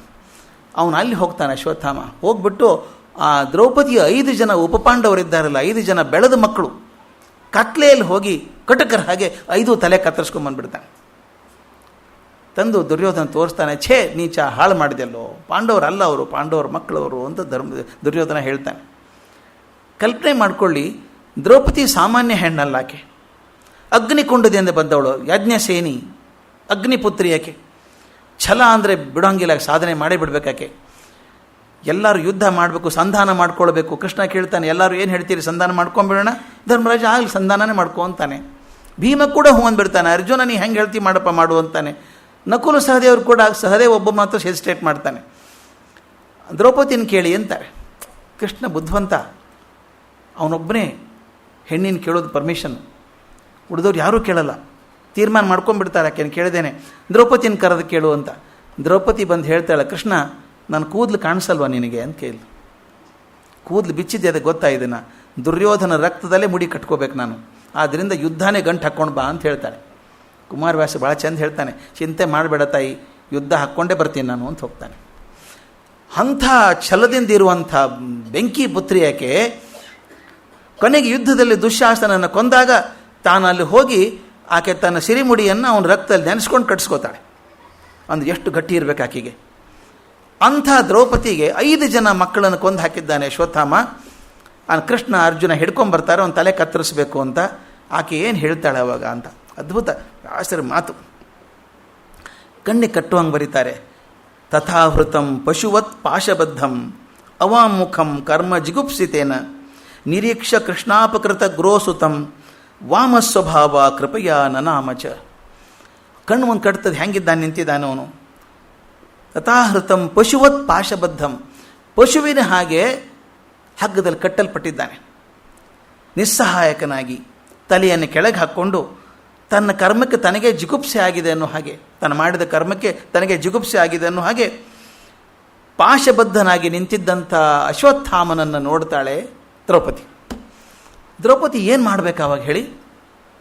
5 ಜನ ಮಕ್ಕಳನ್ನು ಕೊಂದಂಥ ಪುತ್ರ ಘಾತಕರು ಕೊತ್ತಿದ್ದಾರಲ್ಲ, 5 ಜನ ಮುಂದೆ ನಿಂತಿದ್ದಾನವನು, 5 ಜನ ಕೊಂದಂಥವನು. ಆಕೆ ಏನು ಮಾಡ್ಬೇಕು ಹೇಳಿ? ಯಾಜ್ಞಸೇನಿ ಅಂಥ ದ್ವೇಷ ಇರುವಂಥ ಹೆಣ್ಮಗಳು ತಲೆ ಕತ್ತರಿಸಿ ಹಾಕಿವನು ಅನ್ಬೇಕಾಗಿತ್ತು. ಆಕೆ ಹೇಳೋ ಮಾತು ಎಷ್ಟು ಚೆನ್ನಾಗಿದೆ ಅದು. ಕೃಪೆಯ ನನಾಮಚ ಹೇಳ್ತಾಳೆ. ಆಕೆ ಕೃಪೆ ತೋರಿ ಎಷ್ಟಾದರೂ ಗುರುಪುತ್ರ ಅಲ್ವೇ ಅಂದ್ಬಿಡ್ತಾಳೆ. ಗುರುಪುತ್ರ ಅಲ್ವೇ ಅಂತ ಅಷ್ಟೇ ಅನ್ನೋದಿಲ್ಲ, ಹೋಗಿ ಆ ಪುತ್ರಘಾತಕನ ಕಾಲು ಮುಟ್ಟಿ ನಮಸ್ಕಾರ ಮಾಡ್ತಾಳೆ. ಇದು ಅದ್ಭುತ ಇದು. ಅದಕ್ಕೆ ವ್ಯಾಸರು ಹೇಳ್ತಾರೆ, ದ್ರೌಪದಿಯ ಪಾತ್ರ ಮಹಾಭಾರತದಲ್ಲಿ ಅನನ್ಯವಾದದ್ದು, ಅತ್ಯಂತ ಎತ್ತರ ಮಟ್ಟದಲ್ಲಿರುವಂಥದ್ದು. ಆದರೆ ಇದು ಒಂದೇ ಗುಣ ಆಕೆ ಏನು ತೋರಿಸಿದ್ಲು, ಕ್ಷಮಾಗುಣ. 5 ಜನ ಮಕ್ಕಳನ್ನು ಕೊಂದಂಥವನಿಗೆ ಕ್ಷಮೆ ತೋರಿಸಿದ್ಲಲ್ಲ, ಇದರಿಂದಾಗಿ ಆಕೆ ಪಾತ್ರ ಠಕ್ಕಂತ ಆಕಾಶಕ್ಕೆ ಹೋಗ್ಬಿಡ್ತದೆ ಅಂತ. ಕ್ಷಮಾಗುಣ ಭಾಳ ದೊಡ್ಡದು ಅಂತ. ಇದನ್ನೇ ನಮ್ಮ ಕುಮಾರವ್ಯಾಸ ಎಷ್ಟು ಚಂದ ಹೇಳ್ತಾನೆ ರೀ. ಅಲ್ಲೂ ಹಾಗೇನೆ ಹಿಡ್ಕೊಂಬಂದಾಗ ಕೊಂದು ಬಿಡಬೇಕು ಅಂತ ಬಂದಾಗ ದ್ರೌಪದಿ ಬರ್ತಾಳೆ. ಅವನು ಕುಮಾರವ್ಯಾಸ ವರ್ಣ ಮಾಡೋ ರೀತಿನೇ ಅದ್ಭುತ ಅದು. ಬಂದಾಳ ದ್ರೌಪದಿ, ಇಲ್ಲಿ ದ್ರೌಪದಿ ಇದ್ದಾಳೆ, ನೋಡ್ತಾಳನ್ನು ಕಟ್ಟಿದ್ದನ್ನು. ಅಲ್ಲಿ ಬರ್ತಾಳೆ ಆಕೆ ಹೊರಗಡೆ. ಬಂದಾಗಿ ಇವನ ಮನಸ್ಸಲ್ಲಿ ಏನು ಆಗಿರಬೇಕು ವಿಚಾರ ಮಾಡಿ. ಅಶ್ವತ್ಥಾಮನ ಮನಸ್ಸಲ್ಲಿ ಆಯ್ತು ನಾನು ಮುಗೀತು, ದ್ರೌಪದಿ ಮುಗಿಸೇ ಬಿಡ್ತಾಳೆ ಅಂತ ಅನಿಸಿರಬೇಕು. ಆತ ಇವರಿಗೂ ಕೂಡ ಅನಿಸಿದೆ, ಕೊಂದು ಹಾಕು ಅಂತ ಹೇಳ್ತಾಳೆ ಅಂತ ಅನಿಸಿರಬೇಕು. ಆದರೆ ಬಂದಳ ದ್ರೌಪದಿ. ಬಂದು ಅಹಹಾ ಗುರುನಂದನನ ಕೊಲಬಾರದ ಕಟ. ನೋಡಿ ವ್ಯಾಸರದು ಇವ್ರು ಹೇಗೆ ಬರ್ತದೆ ಅಂತ. ವ್ಯಾಸರು ಹಂಗೆ ಹೇಳ್ತಾರೆ, ಗುರುಪುತ್ರನಲ್ಲವೇ ಕೊಲ್ಬೇಡಿ ಅವನಂತ ನಮಸ್ಕಾರ ಮಾಡ್ತಾಳೆ. ಇಲ್ಲಿ ಅಹಹ ಗುರುನಂದನನ ಕೊಲಬಾರದ ಕಟ. ಈ ನಂದನದ ಮರಣದ ಮಹಾವ್ಯಥೆ ಈತ ನಳುವಿನಲ್ಲಿ ಕೊಂದು ಕೂಗದೆ ಕೃಪೆಯನು. ಇನ್ನೂ ಧ್ವನಿ ಆಗ್ತಾನೆ ಕುಮಾರವ್ಯಾಸ ಅದ್ಭುತವಾಗಿ. ಈ ನಂದನರ ಮರಣದ ಮಹಾವ್ಯಥೆ, ನಾನು 5 ಜನ ಮಕ್ಕಳು ಸತ್ತಂಥ ಮಹಾವ್ಯಥೆ ಇದೆಯಲ್ಲ, ಈತ ನಳುವಿನಲ್ಲಿ ಇವನೂ ಸತ್ತು ಹೋದರೆ ಕೊಂದು ಕೂಗದೆ ಕೃಪೆಯನು. ಆ ಕೃಪೆ ಹೊಟ್ಟೆ ಉರಿಯೋಲ್ಲೇನ್ರಿ? ಒಬ್ಬನೇ ಮಗ ಅವನು, ಕೃಪೆಗೆ ಕೊಂದಾಗ ಸತ್ತ ಅವನು ದುಃಖ ಆಗೋದಿಲ್ವಾ? ಆದ್ದರಿಂದ ಇವನ್ ಕೊಂದರೆ ನನ್ನ ಮಕ್ಕಳು ವಾಪಸ್ ಬರಲ್ಲ. ಅದಕ್ಕೆ ಚೆನ್ನಾಗಿದೆ ನೋಡಿ. ಈ ನಂದನರ ಮರಣದ ಮಹಾವ್ಯಥೆ ಈತ ನಳಿವಿನಲ್ಲಿ ಕೊಂದು ಕೂಗದೆ ಕೃಪೆಯನು. ಅಬಲ ವೃಂದ ಸಮ ಸುಖ ದುಃಖಿಗಳು ನಾವು ಹೆಣ್ಮಕ್ಳು ಹಣೆ ಬಾರೇ ಇಷ್ಟ್ರಿ, ದುಃಖ ಪಡೋದೇ ಒಂದು ಆಯ್ತು ನಮ್ಮ ಬರೀ ಹಣೆ ಬಾರ. ನಾನು ಹೆಂಗಸು, ನನ್ನ ಮಕ್ಕಳು ಸತ್ತದ ನೋವೇನಂತ ಗೊತ್ತಿದೆ, ಇನ್ನು ಕೃಪೆಗೆ ಏನು ನೋವಾಗ್ತದೆ ಅಂತ ನಾನು ಅನುಭವಿಸ್ತೀನಿ. ನಾನು ಕೃಪೆ ನೋವಾಗೋದು ಬೇಡ ಅಂಥೇಳಿ ಅಬಲ ವೃಂದ ಸಮ ಸುಖ ದುಃಖಿಗಳು ಸಾರ್ ಎಂದು ಭೀಮಾರ್ಜುನರ ತೆಗೆದಳು ಬಳಿಕೆ ಪಾಂಚಾಲಿ. ಈ ಅದ್ಭುತ ಗುಣ ಇದೆಯಲ್ಲ, ಕ್ಷಮಾ ಗುಣ, ಕಲ್ಪನೆಗೆ ಮಿತಿ ಮೀರಿದ್ದು ಅದ್ಭುತವಾದಂಥದ್ದು. ಇನ್ನೊಂದು ದೊಡ್ಡ ಸೂಕ್ತಿ ನನಗೆ ಭಾಳ ಮುಖ್ಯವಾಗಿ ಅನಿಸೋದಂದರೆ, ಕೆಲವೊಂದು ಪದಗಳನ್ನು ನಾವು ಸರಿಯಾಗಿ ಅರ್ಥ ಮಾಡ್ಕೊಂಡಿಲ್ಲ ಅನ್ನೋದನ್ನು ವ್ಯಾಸರುಗಳ್ಕೊಂಡು ಹೇಳ್ತಾರೆ. ಇದನ್ನು ಬ್ರಹ್ಮಚರ್ಯ ಅನ್ನುವಂಥ ಪದದ ಬಗ್ಗೆ ಅರ್ಥ ಕೊಡ್ತಾರೆ. ಅದಕ್ಕೆ ನಾನು ತೊಗೊಂಡೆ ಇದನ್ನು. ನಮ್ಮಲ್ಲಿ ಸಾಮಾನ್ಯವಾಗಿ ಬ್ರಹ್ಮಚರ್ಯ ಅಂದರೆ ಮದುವೆ ಆಗದೇ ಇದ್ದವರು ಅಂತ, ಬ್ರಹ್ಮಚಾರಿಗಳು ಅಂತ ಹೇಳ್ತೀವಿ. ಅವ್ರು ಹೇಳೋದು ಹಾಗಲ್ಲ. ಅದು ಬ್ರಹ್ಮಚರ್ಯಕ್ಕೂ ಮದುವೆಗೆ ಏನು ಸಂಬಂಧ ಇಲ್ಲ. ಚರ್ಯ, ಸಾಹಚರ್ಯ, ಅವ್ರ ಜೊತೆಗಿರೋದು ಅಂತೀವಿ. ಹಿಂದಕ್ಕೊಂದ್ಸಲ ನಾನು ಹೋಸ ಬಂದಾಗ ಹೇಳಿದ್ದೆ, ಉಪವಾಸ ಅನ್ನೋದ್ರ ಬಗ್ಗೆ ಹೇಳಿದ್ದೆ. ಉಪವಾಸ ಅಂದರೆ ಊಟ ಮಾಡದೇ ಇರೋದಲ್ಲ. ನಮ್ಮಲ್ಲಿ ಅದೇ ಚಿಂತೆ, ನಾಳೆ ಉಪವಾಸ ಏನ್ರಿ, ಉಪವಾಸದ್ದೇನು ಉಪವಾಸ, ಅದು ತಯಾರಿ ಏನು ಅಂತ ಅಲ್ವಾ? ಉಪವಾಸ ಅಂದರೆ ತಿಂದೇ ಇರೋದು ಉಪವಾಸ ಅಲ್ಲ, ಆವಾಸ್. ಭಗವಂತನ ಪಕ್ಕದಲ್ಲಿ ಕೂತ್ಕೊಂಡಿದ್ದೀರಿ. ಭಗವಂತನ ಪಕ್ಕದಲ್ಲಿ ಕೂತ್ಕೊಂಡಾಗ ಊಟ ಮರ್ತೋಯ್ತು, ಹಗಲು ಮರ್ತೋಯ್ತು, ರಾತ್ರಿ ಮರ್ತೋಯ್ತು, ಚಿಂತೆ ಮರ್ತೋಯ್ತು. ಆದ್ದರಿಂದ ನಾನು ಊಟ ಮಾಡಲಿಲ್ಲ. ಊಟ ಮಾಡದೇ ಇರೋದ್ರಿಂದ ಭಗವಂತನ ಪಕ್ಕ ಕೂತ್ಕೊಳ್ಳಲ್ಲ. ಭಗವಂತನ ಪಕ್ಕ ಕೂತ್ಕೊಂಡಾಗ ಊಟ ಮರ್ತು ಹೋಗುತ್ತೆ ಅಷ್ಟೇ. ಆವಾಸ್, ಭಗವಂತನ ಪಕ್ಕದಲ್ಲಿ ಕೂತ್ಕೊಂಡದ್ದು. ಉಪಾಸನ, ಆವಾಸ್ ಎರಡು ಒಂದೇ ಪದ. ಹಾಗೆ ಬ್ರಹ್ಮಚರ್ಯ ಅಂದರೆ ಮದುವೆ ಆಗದೆ ಇರೋದು ಅಂತಲ್ಲ. ಯಾರು ಸದಾ ಬ್ರಹ್ಮನೊಂದಿಗೆ ಇರಬೇಕು ಅಂತಾರೋ, ಬ್ರಹ್ಮನೆಡೆಗೆ ಹೋಗ್ತಾರೋ, ಬ್ರಹ್ಮನ ಚಿಂತೆಯಲ್ಲೇ ಮುಳುಗಿರ್ತಾರೋ ಅವರು ಬ್ರಹ್ಮಚಾರಿಗಳು ಅಂತ. ಮದುವೆ ಆಗಿದ್ದರೂ ಬ್ರಹ್ಮಚಾರಿಗಳವರು. ಬ್ರಹ್ಮನಿಗಾಗಿ ಬದುಕುವವರು, ಬ್ರಹ್ಮನ ಜೊತೆಗೆ ಬದುಕುವವರು ಬ್ರಹ್ಮಚಾರಿಗಳು ಅಂತ. ಅದಕ್ಕೆ ವಶಿಷ್ಠರನ್ನ 100 ಜನ ಮಕ್ಕಳು ವಶಿಷ್ಠರಿಗೆ, ಅವರನ್ನು ಯಾವಾಗಲೂ ನಿತ್ಯ ಬ್ರಹ್ಮಚಾರಿ ಅಂತ ಕರೀತಾರೆ. ನೋಡಿ ಹೇಗಿದೆ, ವಶಿಷ್ಠರನ್ನ ನಿತ್ಯ ಬ್ರಹ್ಮಚಾರಿ ಅಂತ ಅಡ್ರೆಸ್ ಮಾಡ್ತಾಯಿದ್ರು. ಅದಕ್ಕೆ ಋಗ್ವೇದದಲ್ಲಿ ಅಗಸ್ತ್ಯ ಮತ್ತು ಲೋಪಾಮುದ್ರೆ ಗಂಡ ಹೆಂಡತಿ ಅವ್ರ ಬಗ್ಗೆ ಹೇಳಬೇಕಾದ್ರೆ ಅವ್ರು ಯಾವಾಗಲೂ ಹೇಳ್ತಾರೆ ಅಗಸ್ತ್ಯ ಲೋಪಾಮುದ್ರೆಯರ ಬ್ರಹ್ಮಚರ್ಯ ಅಂತ ಹೇಳ್ತಾರೆ. ಅದಕ್ಕೆ ಇತ್ತೀಚೆಗೆ ನಮ್ಮ ಇತ್ತೀಚೆಗೆ ನೋಡಿದ ಹಾಗೆ ರಾಮಕೃಷ್ಣರು ಶಾರದಾದೇವಿ ಅಲ್ವಾ, ಮದುವೆ ಆಗಿದ್ದರೂ ಬ್ರಹ್ಮಚಾರಿಗಳಾಗಿದ್ದಂಥವ್ರು. ಬ್ರಹ್ಮಚರ್ಯ ಅನ್ನುವಂಥದ್ದು ಅದು ಮದುವೆ ಆಗದೇ ಇರುವಂಥ ಕ್ರಿಯೆ ಅಲ್ಲ. ಮದುವೆ ಆದರೂ ಕೂಡ ಆಗದೇ ಇದ್ದರೂ ಕೂಡ ಯಾರು ಬ್ರಹ್ಮನ ಸಾಕ್ಷಾತ್ಕಾರದಲ್ಲಿರ್ತಾರೋ, ಅವ್ರ ಚಿಂತನೆಯಲ್ಲಿ ಇರ್ತಾರೋ, ಆ ಮಗ್ನಾಗಿರ್ತಾರೋ ಅವರು ಬ್ರಹ್ಮಚಾರಿಗಳು ಅಂತ. ಆದ್ದರಿಂದ ಕೃಷ್ಣ ಅದಕ್ಕೊಂದು ಒಳ್ಳೆಯ ಉದಾಹರಣೆ. ಅದಕ್ಕೊಂದು ಸೂಕ್ತಿ ಎಷ್ಟು ಚೆನ್ನಾಗಿರೋದಿದೆ. ಆ ಸೂಕ್ತಿ ಬ್ಯಾಕ್ಗ್ರೌಂಡ್ ಹೇಗಿದೆ ನೋಡಿ. ಕೃಷ್ಣ ಒಂದು ಪ್ರತಿಜ್ಞೆ ಮಾಡ್ತಾನೆ. ಯುದ್ಧ ಮುಗಿಯೋ ಹೊತ್ತಿಗೆ ಅಶ್ವತ್ಥಾಮ ಒಂದು ಬ್ರಹ್ಮಶಿರಸ್ಸು ಅನ್ನುವಂಥ ಒಂದು ಆಯುಧವನ್ನು ಪ್ರಯೋಗ ಮಾಡಿಬಿಡ್ತಾನೆ. ಅವನಿಗೆ ಹಠ, ಪಾಂಡವರ ವಂಶ ಮುಗಿಸ್ಬಿಡ್ಬೇಕು ಅಂತ ಒಂದಿದೆ. ಉತ್ತರೆ ಗರ್ಭಿಣಿಯಾಗಿದ್ದಾಳೆ. ಉತ್ತರೆಯ ಗರ್ಭಕ್ಕೆ ಗುರಿಯಾಗಿಟ್ಟುಕೊಂಡು ಬ್ರಹ್ಮಶಿರಸ್ಸನ್ನು ಅಸ್ತ್ರ ಪ್ರಯೋಗಿಸಿದಾಗ ಅವನು ಎಂಥ ಮೂರ್ಖ ಅಂದರೆ ಉಪಸಂಹಾರ ಬರಲ್ಲ ಅವನಿಗೆ. ಬಿಡೋದೊಂದೇ ಗೊತ್ತು, ಅದನ್ನು ವಿಡ್ರಾ ಮಾಡ್ಕೊಳ್ಳೋಕೆ ಬರಲ್ಲ ಅವನಿಗೆ. ಬಿಟ್ಟ. ಅದಕ್ಕೆ ಮುಂದೆ ಸ್ಟಾಪ್ ಮಾಡೋ ಶಕ್ತಿ ಇಲ್ಲ ಅದಕ್ಕೆ. ಅದು ಬಂದಾಗ ಉತ್ತರೆ ಗಾಬರಿಯಾಗಿ ಕೂಕೋತಾಳೆ, ಕೃಷ್ಣ ಇನ್ಯಾರೂ ಪಾರು ಮಾಡೋಕ್ಕೆ ಸಾಧ್ಯ ಇಲ್ಲ ಮಾರಯ್ಯ, ನನ್ನ ಗರ್ಭವನ್ನು ಉಳಿಸು, ನನ್ನ ಮನೆತನ ಉಳಿಯೋದಿದ್ದರಿಂದ ಅದು ಉಳಿಸಿ ಹೇಗಾದರೂ ಮಾಡಿ ಅಂತ ಬೇಡ್ಕೋತಾಳೆ. ಅದು ಬಂದ್ಬಿಡುತ್ತೆ ಬ್ರಹ್ಮಶಿರಸ್. ಆವಾಗ ಚೆನ್ನಾಗಿ ಬೈತಾನೆ ಕೃಷ್ಣ, ಮೂರ್ಖ ಇದೆಯಾ ನೀನು, ಎಂಥ ಬಾಣ ಬಿಟ್ಟಿಯಲ್ಲೋ ನೀನು, ಬಿಡಬಾರ್ದಾಗಿತ್ತು, ಉಪಸಂಹಾರ ನಿನಗೆ ಬರೋಲ್ಲ ಅದು ಅಂಥೇಳಿ ಶಾಪ ಕೊಡ್ತಾನೆ, ನೀನು ಒದ್ದಾಡೋ ಕೊನೆವರೆಗೂ ಅಂತ ಹೇಳ್ತಾನೆ. ಅಷ್ಟು ಹೇಳಿಬಿಟ್ಟು ಈ ಪ್ರತಿಜ್ಞೆ ಮಾಡ್ತಾನೆ. ಇದು ಹೇಗಿದೆ ನೋಡಿ ಇದು ಮಾತು. ಯದಿ ಮೇ ಬ್ರಹ್ಮಚರ್ಯಂ ಸ್ಯಾತ್ಮೈ ಸತ್ಯಂ ಚ ತಿಷ್ಠತಿ ಅವ್ಯಾಹತಂ ಮಮೈಶ್ವರ್ಯಂ ತೇನ ಜೀವತು ಬಾಲಕಃ ಅಂತ ಮಹಾಭಾರತ ಸೌತಿಕ ಪರದಲ್ಲಿ ಬರುವಂಥ ಮಾತು. ಅರ್ಥ ಎಷ್ಟು ಚೆನ್ನಾಗಿದೆ. ಅವನು ಹೇಳ್ಕೊಳ್ಳೋದು, ನನ್ನಲ್ಲಿ ಉತ್ತಮ ಬ್ರಹ್ಮಚರ್ಯವಿದ್ದಲ್ಲಿ, ಸತ್ಯ ನನ್ನಲ್ಲಿ ನೆಲೆಗೊಂಡಿದ್ದಲ್ಲಿ 3 ಲೋಕಗಳಲ್ಲದೆ ಸಕಲ ಚರಾಚರ ವಸ್ತುಗಳು, ಸಕಲ ದೇವತೆಗಳು ಎಲ್ಲಕ್ಕೂ ನಾನು ಒಡೆಯನೇ ಆಗಿದ್ದ ಪಕ್ಷದಲ್ಲಿ ಈ ನನ್ನ ಬ್ರಹ್ಮಚರ್ಯ, ನನ್ನ ಸತ್ಯನಿಷ್ಠೆ, ಐಶ್ವರ್ಯಗಳ ಬಲದಿಂದ ಸತ್ತ ಈ ಬಾಲಕ ಮತ್ತೆ ಹುಟ್ಟಿ ಬರಲಿ ಅಂತ ಹೇಳ್ತಾನೆ. ಪಣ ಇಟ್ಟಿದ್ದೆ ನೋಡಿ ಹೇಗಿದೆ. ಪಣ ಇಟ್ಟಿದ್ದೇನು, ನಾನು ಬ್ರಹ್ಮಚಾರಿ ಆಗಿದ್ದರೆ, ಸತ್ಯನಿಷ್ಠ ಆಗಿದ್ದರೆ, ಮತ್ತು ನಾನು ಇಡೀ ಪ್ರಪಂಚಕ್ಕೆ ಒಡೆಯ ಅನ್ನೋ ಸತ್ಯ ಆಗಿದ್ದರೆ ಈ ಮಗು ಬದುಕಲಿ ಅಂತ. ಈಗಿನ ಮಂದಿ ಕೊಂಕು ಮಾತಾಡ್ತಾರೆ ಕೃಷ್ಣನ ಬಗ್ಗೆ. ಕೃಷ್ಣ ಬ್ರಹ್ಮಚಾರಿ ಏನ್ರಿ ಅಂತ ಹೂ ಭಾರಿಸಿ ಮಾತಾಡೋರಿದ್ದಾರೆ. ಅವ್ರು ಓದಬೇಕಿದನ್ನು. ಬ್ರಹ್ಮಚರ್ಯ ಅಂದರೆ ಏನು ಅಂತ. ಬ್ರಹ್ಮಚರ್ಯ ಆಗಿದ್ದರೆ ಮಗು ಬದುಕಲಿ ಅಂತ ಹೇಳ್ತಾರೆ. ಆದ ತಕ್ಷಣ ಅದು ಗರ್ಭಶಿಶುವನ್ನು ಕೊಂದು ಹಾಕಿಬಿಟ್ಟಿದೆ. ಅದು ಕಲ್ಲಿದ್ಲು ಬಿದ್ದಂಗೆ ಬೆಳಗ್ಗೆ ಬಿದ್ದುಬಿಟ್ಟಿದೆ ಮಗು. ಅದು ಸುಟ್ಟು ಕರಕಲಾಗಿ ಬಿದ್ದಿದೆ. ಈ ಪ್ರತಿಜ್ಞೆ ಮಾಡಿದ ತಕ್ಷಣ ಆ ಹುಡುಗ ಎದ್ದು ಕೂತ್ಕೋತಾನೆ. ಮುಂದೆ 60 ವರ್ಷ ಬದುಕ್ತಾನೆ. ಪರೀಕ್ಷಿತ ರಾಜ ಅಂತ ತಿಳ್ಕೊಂಡ್ಬಿಡ್ತಾನೆ. ಅಂದರೆ ಏನರ್ಥ, ಅವನು ಪ್ರತಿಜ್ಞೆ ಫಲ ಕೊಡ್ತು ಅಂತ. ಕೃಷ್ಣ ಬ್ರಹ್ಮಚರ್ಯ ಅಂದಾಗ ಇನ್ನೊಂದು ಪ್ರಶ್ನೆ ಬರೋದು, ಭಾಳ ವಿಪರೀತ ಪ್ರಶ್ನೆ ಬರುತ್ತೆ ಇಲ್ಲಿ. ಬ್ರಹ್ಮನ ಜೊತೆಗಿರಬೇಕು, ಭಗವಂತನ ಜೊತೆಗಿರೋದು ಬ್ರಹ್ಮಚರ್ಯ ಅಂತಾಯಿತು. ಕೃಷ್ಣನೇ ಭಗವಂತ, ಅವನಿಗೆ ಯಾಕೆ ಬೇಕು? ಭಗವಂತನ ಜೊತೆಗೆ ಇರಬೇಕಾದದ್ದು ಬ್ರಹ್ಮಚರ್ಯ ಅಂತ ಅನ್ನೋದಾದರೆ, ಕೃಷ್ಣನೇ ಭಗವಂತ ಆದರೆ ಭಗವಂತಗೂ ಬ್ರಹ್ಮಚರ್ಯ ಬೇಕಾ? ಅದಕ್ಕೆ ಭಾಳ ಚಂದ ಹೇಳ್ತಾರೆ ವ್ಯಾಸರು, ದೇವರಿಗೆ ದೇವರು ಬೇಕಾಗಿಲ್ಲ ಅಂದರೆ ಇನ್ಯಾರಿಗೆ ಬೇಕಾಗ್ತದೆ? ದೇವರಿಗೆ ದೇವರು ಬೇಕಾಗಿಲ್ಲ ಅಂದರೆ ಇನ್ಯಾರಿಗೆ ಬೇಕಾಗತ್ತೆ? ಅಂದರೆ ಕೃಷ್ಣ ನಡುಕು ತೋರಿಸ್ತಾನೆ ಅಂತ. ನಾನು ಮನುಷ್ಯನಾಗಿದ್ದೇನೆ ಈಗ, ಆದರೆ ನಾನು ಕೂಡ ಮನುಷ್ಯನಾಗಿದ್ದಾಗಲೂ ಕೂಡ ಬ್ರಹ್ಮ ಸಾಕ್ಷಾತ್ಕಾರ ಕಡೆಗೆ ಪ್ರಯತ್ನ ಮಾಡ್ತಾ ಇದ್ದೀನಿ, ಬ್ರಹ್ಮದಲ್ಲೇ ಇದ್ದೀನಿ ಅಂತ. ಯಾವಾಗಲೂ role model is more important. 100 sermons are not useful, 1 act is more useful. ಅದು ಕೃಷ್ಣ ಮನುಷ್ಯನಾಗಿ ನಡೆದು ತೋರಿಸ್ತಾನೆ.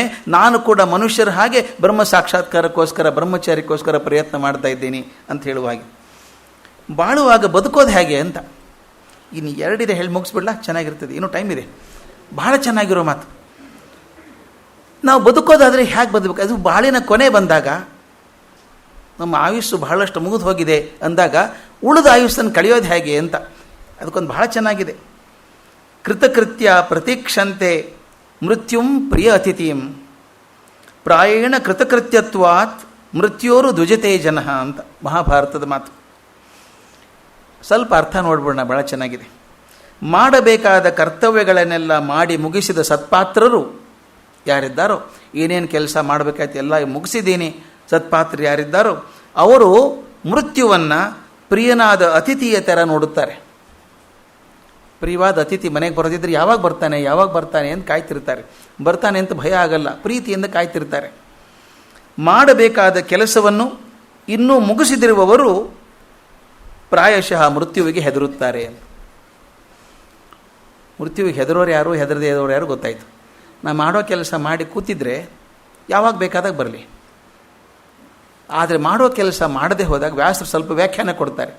ಮಾಡೋ ಕೆಲಸ ಮಾಡದೇ ಇದ್ದರೆ ಅಥವಾ ಕೆಲಸವನ್ನು ಸರಿಯಾಗಿ ಮಾಡದೆ ಹೋದರೆ ಅಥವಾ ಪಾಪ ಕಾರ್ಯಗಳಲ್ಲಿ ಸಿಕ್ಕಾಕೊಂಡಿದ್ದರೆ ಮೃತ್ಯುವಿನ ಭಯ ಇರ್ತದೆ. ಸರಿಯಾಗಿ ಪುಣ್ಯ ಕೆಲಸಗಳನ್ನು ಮಾಡ್ತಾ ನಾನು ಮಾಡಬೇಕಾದ ನಿಯಮಬದ್ಧ ಕೆಲಸಗಳನ್ನೆಲ್ಲ ಮಾಡಿ ಕೂತಿದ್ರೆ ಯಾವಾಗಾದರೂ ಬರಲಿ. ಅದಕ್ಕೆ ಹೇಳ್ತಾರೆ, ಗೌರ್ಮೆಂಟ್ ಆಫೀಸಲ್ಲಿ ನಿಮ್ಮ ಫೈಲ್ಸ್ ಎಲ್ಲ ಸರಿಯಾಗಿದ್ದರೆ ಯಾವಾಗ ಬೇಕಾದಕ್ಕೆ ಇನ್ಸ್ಪೆಕ್ಷನ್ ಮಾಡ್ಕೊಳ್ಳಿ, ಏನು ತೊಂದರೆ ಇದೆ. ಫೈಲು ಖೋಟ ಆಗಿದ್ದರೆ ತ್ರಾಸಿ ಇನ್ಸ್ಪೆಕ್ಷನ್ ಅದು. ಆದ್ದರಿಂದ ನನ್ನ ಫೈಲ್ ನಾವು ಸರಿಯಾಗಿ ಇಟ್ಕೊಂಡ್ರೆ, ನನ್ನ ಕೆಲಸವನ್ನು ಸರಿಯಾಗಿ ಮಾಡ್ಕೊಂಡಿದ್ರೆ ಬಹಳ ಬದುಕೋದು ಹಾಗೆ ಅಂತ. ಇವತ್ತಿನ ವಿಷಯಕ್ಕೊಂದು ಹೇಳಿಬಿಟ್ಟು ಮುಗಿಸ್ತೇನೆ. ತುಂಬ ಮಾತಾಡ್ತೇವೆ ನಾವು, ಜಾತಿ ಅಂತ ಮಾತಾಡ್ತೇವೆ, ವರ್ಣ ಅಂತ ಮಾತಾಡ್ತೇವೆ, ಗೊತ್ತಿಲ್ಲದೆ ಮಾತಾಡ್ತೇವೆ. ವರ್ಣ ಬೇರೆ, ಜಾತಿ ಬೇರೆ. ಜಾತಿ ನಾವು ಕೆಡಿಸಿಟ್ಟದ್ದು ಇತ್ತೀಚೆಗೆ. ಒಬ್ಬ ವ್ಯಕ್ತಿಯ ಮಗ ಅದೇ ಜಾತಿ ಅಂತ ಮಾಡಿದ್ದು ಇತ್ತೀಚೆಗೆ ಬಂದದ್ದು. ಅದು ಈಗ 600-700 ವರ್ಷಗಳಿಂದ ನಾವು ತುಂಬ ಬದಲಾಯಿಸ್ಕೊಂಡ್ಬಿಟ್ಟಿದ್ದೀವಿ. ವರ್ಣಾಶ್ರಮ ಧರ್ಮ ಅಂದರೆ ನನ್ನ ಮನಸ್ಸಿಗೆ ಹೊಂದಿದ ಹಾಗೆ, ಅದಕ್ಕೆ ಹೇಳ್ತಾರೆ ಚಾತುರ್ವರ್ಣ್ಯಂ ಮಯಾ ಸೃಷ್ಟಿಯ ಗುಣಧರ್ಮ ವಿಭಾಗಶಃ. ಅವರ ಗುಣಕ್ಕೆ ತಕ್ಕ ಹಾಗೆ, ಅವರ ಕರ್ಮಗಳಿಗೆ ತಕ್ಕ ಹಾಗೆ ಆರಿಸ್ಕೊಂಡಿದ್ದೀವಿ ನಾವು ಅಂತ ಈ ಮಾತರ ಬಗ್ಗೆ ಹೇಳ್ತಾರೆ. ಯಾರು ಶೂದ್ರರು, ಯಾರು ಶೂದ್ರರಲ್ಲ ಅನ್ನೋ ಮಾತನ್ನು ವ್ಯಾಸರು ಬಹಳ ಚಂದ ಹೇಳ್ತಾರೆ ಭಾಗವತದಲ್ಲಿ. ನ ಶೂದ್ರ ಭಗವದ್ಭಕ್ತಾ ವಿಪ್ರ ಭಾಗವತ ಸ್ಮೃತಾ ಸರ್ವವರ್ಣೇಶು ತೇ ಶೂದ್ರ ಏತ್ವಭಕ್ತ ಜನಾರ್ದನೆ. ಭಗವದ್ಭಕ್ತರು ಎಂದೂ ಶೂದ್ರರಲ್ಲ. ಒಂದೇ ಡೆಫಿನೇಷನ್ ಅವ್ರದ್ದು. ಭಗವದ್ಭಕ್ತರು, ಭಗವಂತ ಅಂದರೆ ನೀವು ಯಾವ ದೇವರು ಅಂದ್ಕೊಂಡಿದ್ರೆ ಆ ದೇವರು ಅಂದ್ಕೊಳ್ಳಿ. ಭಗವದ್ಭಕ್ತರು ಎಂದಿಗೂ ಶೂದ್ರರಲ್ಲ. ಅವರೇ ನಿಜವಾದ ಬ್ರಾಹ್ಮಣರು, ಅವರೇ ಭಾಗವತರು. ಜನಾರ್ದನ ಭಕ್ತಿ ಇಲ್ಲದವರೇ ಯಾವ ವರ್ಣದವರಾದರೂ ಸರಿ ಅವ್ರು ನಿಜವಾಗಿ ಶೂದ್ರರು. ಎಷ್ಟು ಚಂದದ ಡೆಫಿನೇಷನ್ನು ಇದು. 3000 ವರ್ಷ ಹಿಂದೆ ಕೊಟ್ಟಂಥದ್ದು, 3000 ವರ್ಷ ಹಿಂದೆ ಕೊಟ್ಟಂಥದ್ದು ವ್ಯಾಖ್ಯೆ. ಯಾರು ಭಗವದ್ಭಕ್ತಿಯಲ್ಲಿ ಇದ್ದಾರೋ ಅವರು ಎಲ್ಲರೂ ಬ್ರಾಹ್ಮಣರೇ, ಯಾರೂ ಶೂದ್ರರಲ್ಲ. ಯಾರು ಭಕ್ತಿಯಲ್ಲಿ ಇಲ್ವೋ ಅವರು ಯಾವುದೇ ವರ್ಣದಲ್ಲಿ ಹುಟ್ಟಿದ್ರು ಕೂಡ ಅವರು ಶೂದ್ರರೇ ಅಂತ. ಅಂದರೆ ಶೂದ್ರತ್ವ ತೀರ್ಮಾನ ಆಗುವಂಥದ್ದು ನಮ್ಮ ನಡತೆಯಿಂದ, ಹುಟ್ಟಿನಿಂದಲ್ಲ. ಅವತ್ತು ಹೇಳಿದ್ದಾರೆ, ನೀವು ದಯವಿಟ್ಟು ನೋಡಿ, ವ್ಯಾಸರು ಪರಾಶರ ಋಷಿಗಳಿಂದ ಸತ್ಯವತಿಯಿಂದ ಬಂದಂಥವ್ರು. ಆವತ್ತಿನ ಯಾರೂ ಮೂಗು ಮರಿಲಿಲ್ಲ, ಇವನೆಂಥ ಬ್ರಾಹ್ಮಣ ಅನ್ನಲಿಲ್ಲ. ಅವಾಗಿರಲಿಲ್ಲ, ಚಿಂತೆನೇ ಇರಲಿಲ್ಲ ಅದು. ಅವರೆಲ್ಲ ಋಷಿಗಳಾಗ್ಬಿಟ್ರು. ಕೌಶಿಕರಂಥ ಕ್ಷತ್ರಿಯ ಮನುಷ್ಯ ಬ್ರಹ್ಮರ್ಷಿ ಆದರು ಕೊನೆಗೆ. ಆದ್ದರಿಂದ ಒಂದು ಜಾತಿಯಿಂದ ಒಂದು ವರ್ಣ ಮತ್ತೊಂದು ವರ್ಣಕ್ಕೆ ಹೋಗೋಕ್ಕೆ ಸಾಧ್ಯ ಇತ್ತು ಮನಸ್ಸು ಮಾಡಿದರೆ. ಅದನ್ನು ಇವತ್ತಿನ ವಿಕತೆಯಲ್ಲಿ ನಾವು ಸಲಹೆ ಹಾಕ್ಕೋಬೇಕು. ಸಣ್ಣ ಸಣ್ಣ ವಿಷಯಗಳಲ್ಲಿ ಮನಸ್ಸನ್ನು ಕೆಡಿಸ್ಕೊಂಡು ಜಗತ್ತನ್ನು ಉದ್ದ ಹಗಲ ಅಡ್ಡ ಎಲ್ಲ ಸೀಡಿ ಹಾಕ್ತಾ ಇದ್ದೀವಿ ಜಾತಿ ಆಧಾರದ ಮೇಲೆ. ಅದು ತಪ್ಪಬೇಕಾದ್ರೆ ವ್ಯಾಸರ ಮಾತನ್ನು ಮುಟ್ಟಬೇಕು. ಎರಡೇ ಮಾತು ಅವ್ರದ್ದು. ಯಾರು ಭಗವದ್ಭಕ್ತರಾಗಿದ್ದಾರೋ ಅವ್ರು ಎಲ್ಲರೂ ಬ್ರಾಹ್ಮಣರು, ಯಾರು ಭಕ್ತರಲ್ವೋ ಅವರೆಲ್ಲ ಶೂದ್ರರೇ, ಯಾವ ವರ್ಣದಲ್ಲಿದ್ದರೂ ಶೂದ್ರರು. ಆದ್ದರಿಂದ ಯಾವುದು ತೀರ್ಮಾನ ಮಾಡುತ್ತೆ ಅಂದರೆ ನಿಮ್ಮ ಭಗವದ್ಭಕ್ತಿ ತೀರ್ಮಾನ ಮಾಡುತ್ತೆ. ಈ ವಿಶಾಲ ಬುದ್ಧಿಯವರಾದಂಥ ಶ್ರೀ ವೇದವ್ಯಾಸರ ದಿವ್ಯ ದೃಷ್ಟಿ ಪ್ರಪಂಚಕ್ಕೆ ಇವತ್ತು ಹೆಚ್ಚು ಅವಶ್ಯವಾಗಿದೆ. ಪ್ರಚಂಡವಾದ ಕುರುಬಲ, ಆ ಕುರುವಂಶ ತಮ್ಮ ಕಣ್ಣು ಮುಂದೆ ಮಹಾವೃಕ್ಷದಂತೆ ಬೆಳೆದು ಸೊರಗಿ ಕೊನೆಗೆ ಕರಗಿ ಹೋದುದಂತ ಕಂಡರು ವ್ಯಾಸರು. ಮನುಷ್ಯ ಜೀವನದ ಮೂಲ ಚಿಂತನೆಗಳನ್ನು ಅಭ್ಯಾಸ ಮಾಡಿದರು. ಮೇಲ್ಮೇಲೆ ನೋಡಲಿಲ್ಲ, ಮನುಷ್ಯನ ಆಳವಾದ ಚಿಂತನೆ ಮಾಡಿ ಹಿಂದೆಂದಿಗಿಂತಲೂ ಇವತ್ತು ಹೆಚ್ಚು ಪ್ರಸ್ತುತವಾದ ವಿಚಾರಗಳನ್ನು ನಮ್ಮ ಮಹಾಭಾರತದ ಮೂಲಕ ಕೊಟ್ಟಿದ್ದಾರೆ. ಯಾರೋ ಹೇಳ್ತಾರೆ ಮಹಾಭಾರತ ಓದಿದರೆ ಮನೆಯಲ್ಲಿ ಜಗಳ ಆಗ್ತದೆ ಅಂತ. ಏನಾಗೋದಿಲ್ಲ, ಅದನ್ನು ಓದಿ ಆದರೂ ಜಗಳ ತಪ್ತದೆ ಅಂತ ನಂದು. ನಾನೇ ಸಾಕ್ಷಿ. ಮನೆಯಲ್ಲಿ 35-40 ವರ್ಷ ಆಯಿತು ಕುಮಾರಸ್ ಭಾರತ ಓದ್ತಾನೆ ಇದ್ದೀವಿ, ಜಗಳಾಡಿಲ್ಲ, ನಾವು ಚೆನ್ನಾಗಿ ಬದುಕಿದ್ದೀವಿ. ಆದ್ದರಿಂದ ಮಹಾಭಾರತದಿಂದ ಕಲಿಯುವಂಥದ್ದು ಬಹಳ ಇದೆ. Canvas is so huge and complicated but is a beautiful message to pass on. ಆ ವ್ಯಾಸರ ದೃಷ್ಟಿ, ಅವರು ಕೊಟ್ಟಂಥ ಬೆಳಕು ನಮ್ಮ ಬಾಳಿನಲ್ಲಿ ಹರಿದು ಬಂದರೆ ನಮ್ಮ ಬೆಳಕಿನಲ್ಲೂ ಕೂಡ ಸ್ವಲ್ಪ ಬದುಕಿನಲ್ಲಿ ಬೆಳಕು ಚೆಲ್ಲೀತು, ಬದುಕು ಮಧುರವಾದೀತು ಅಂತ ಆಸೆಯಿಂದ ಮಾತು ಮುಗಿಸ್ತೇನೆ. ನಮಸ್ಕಾರ.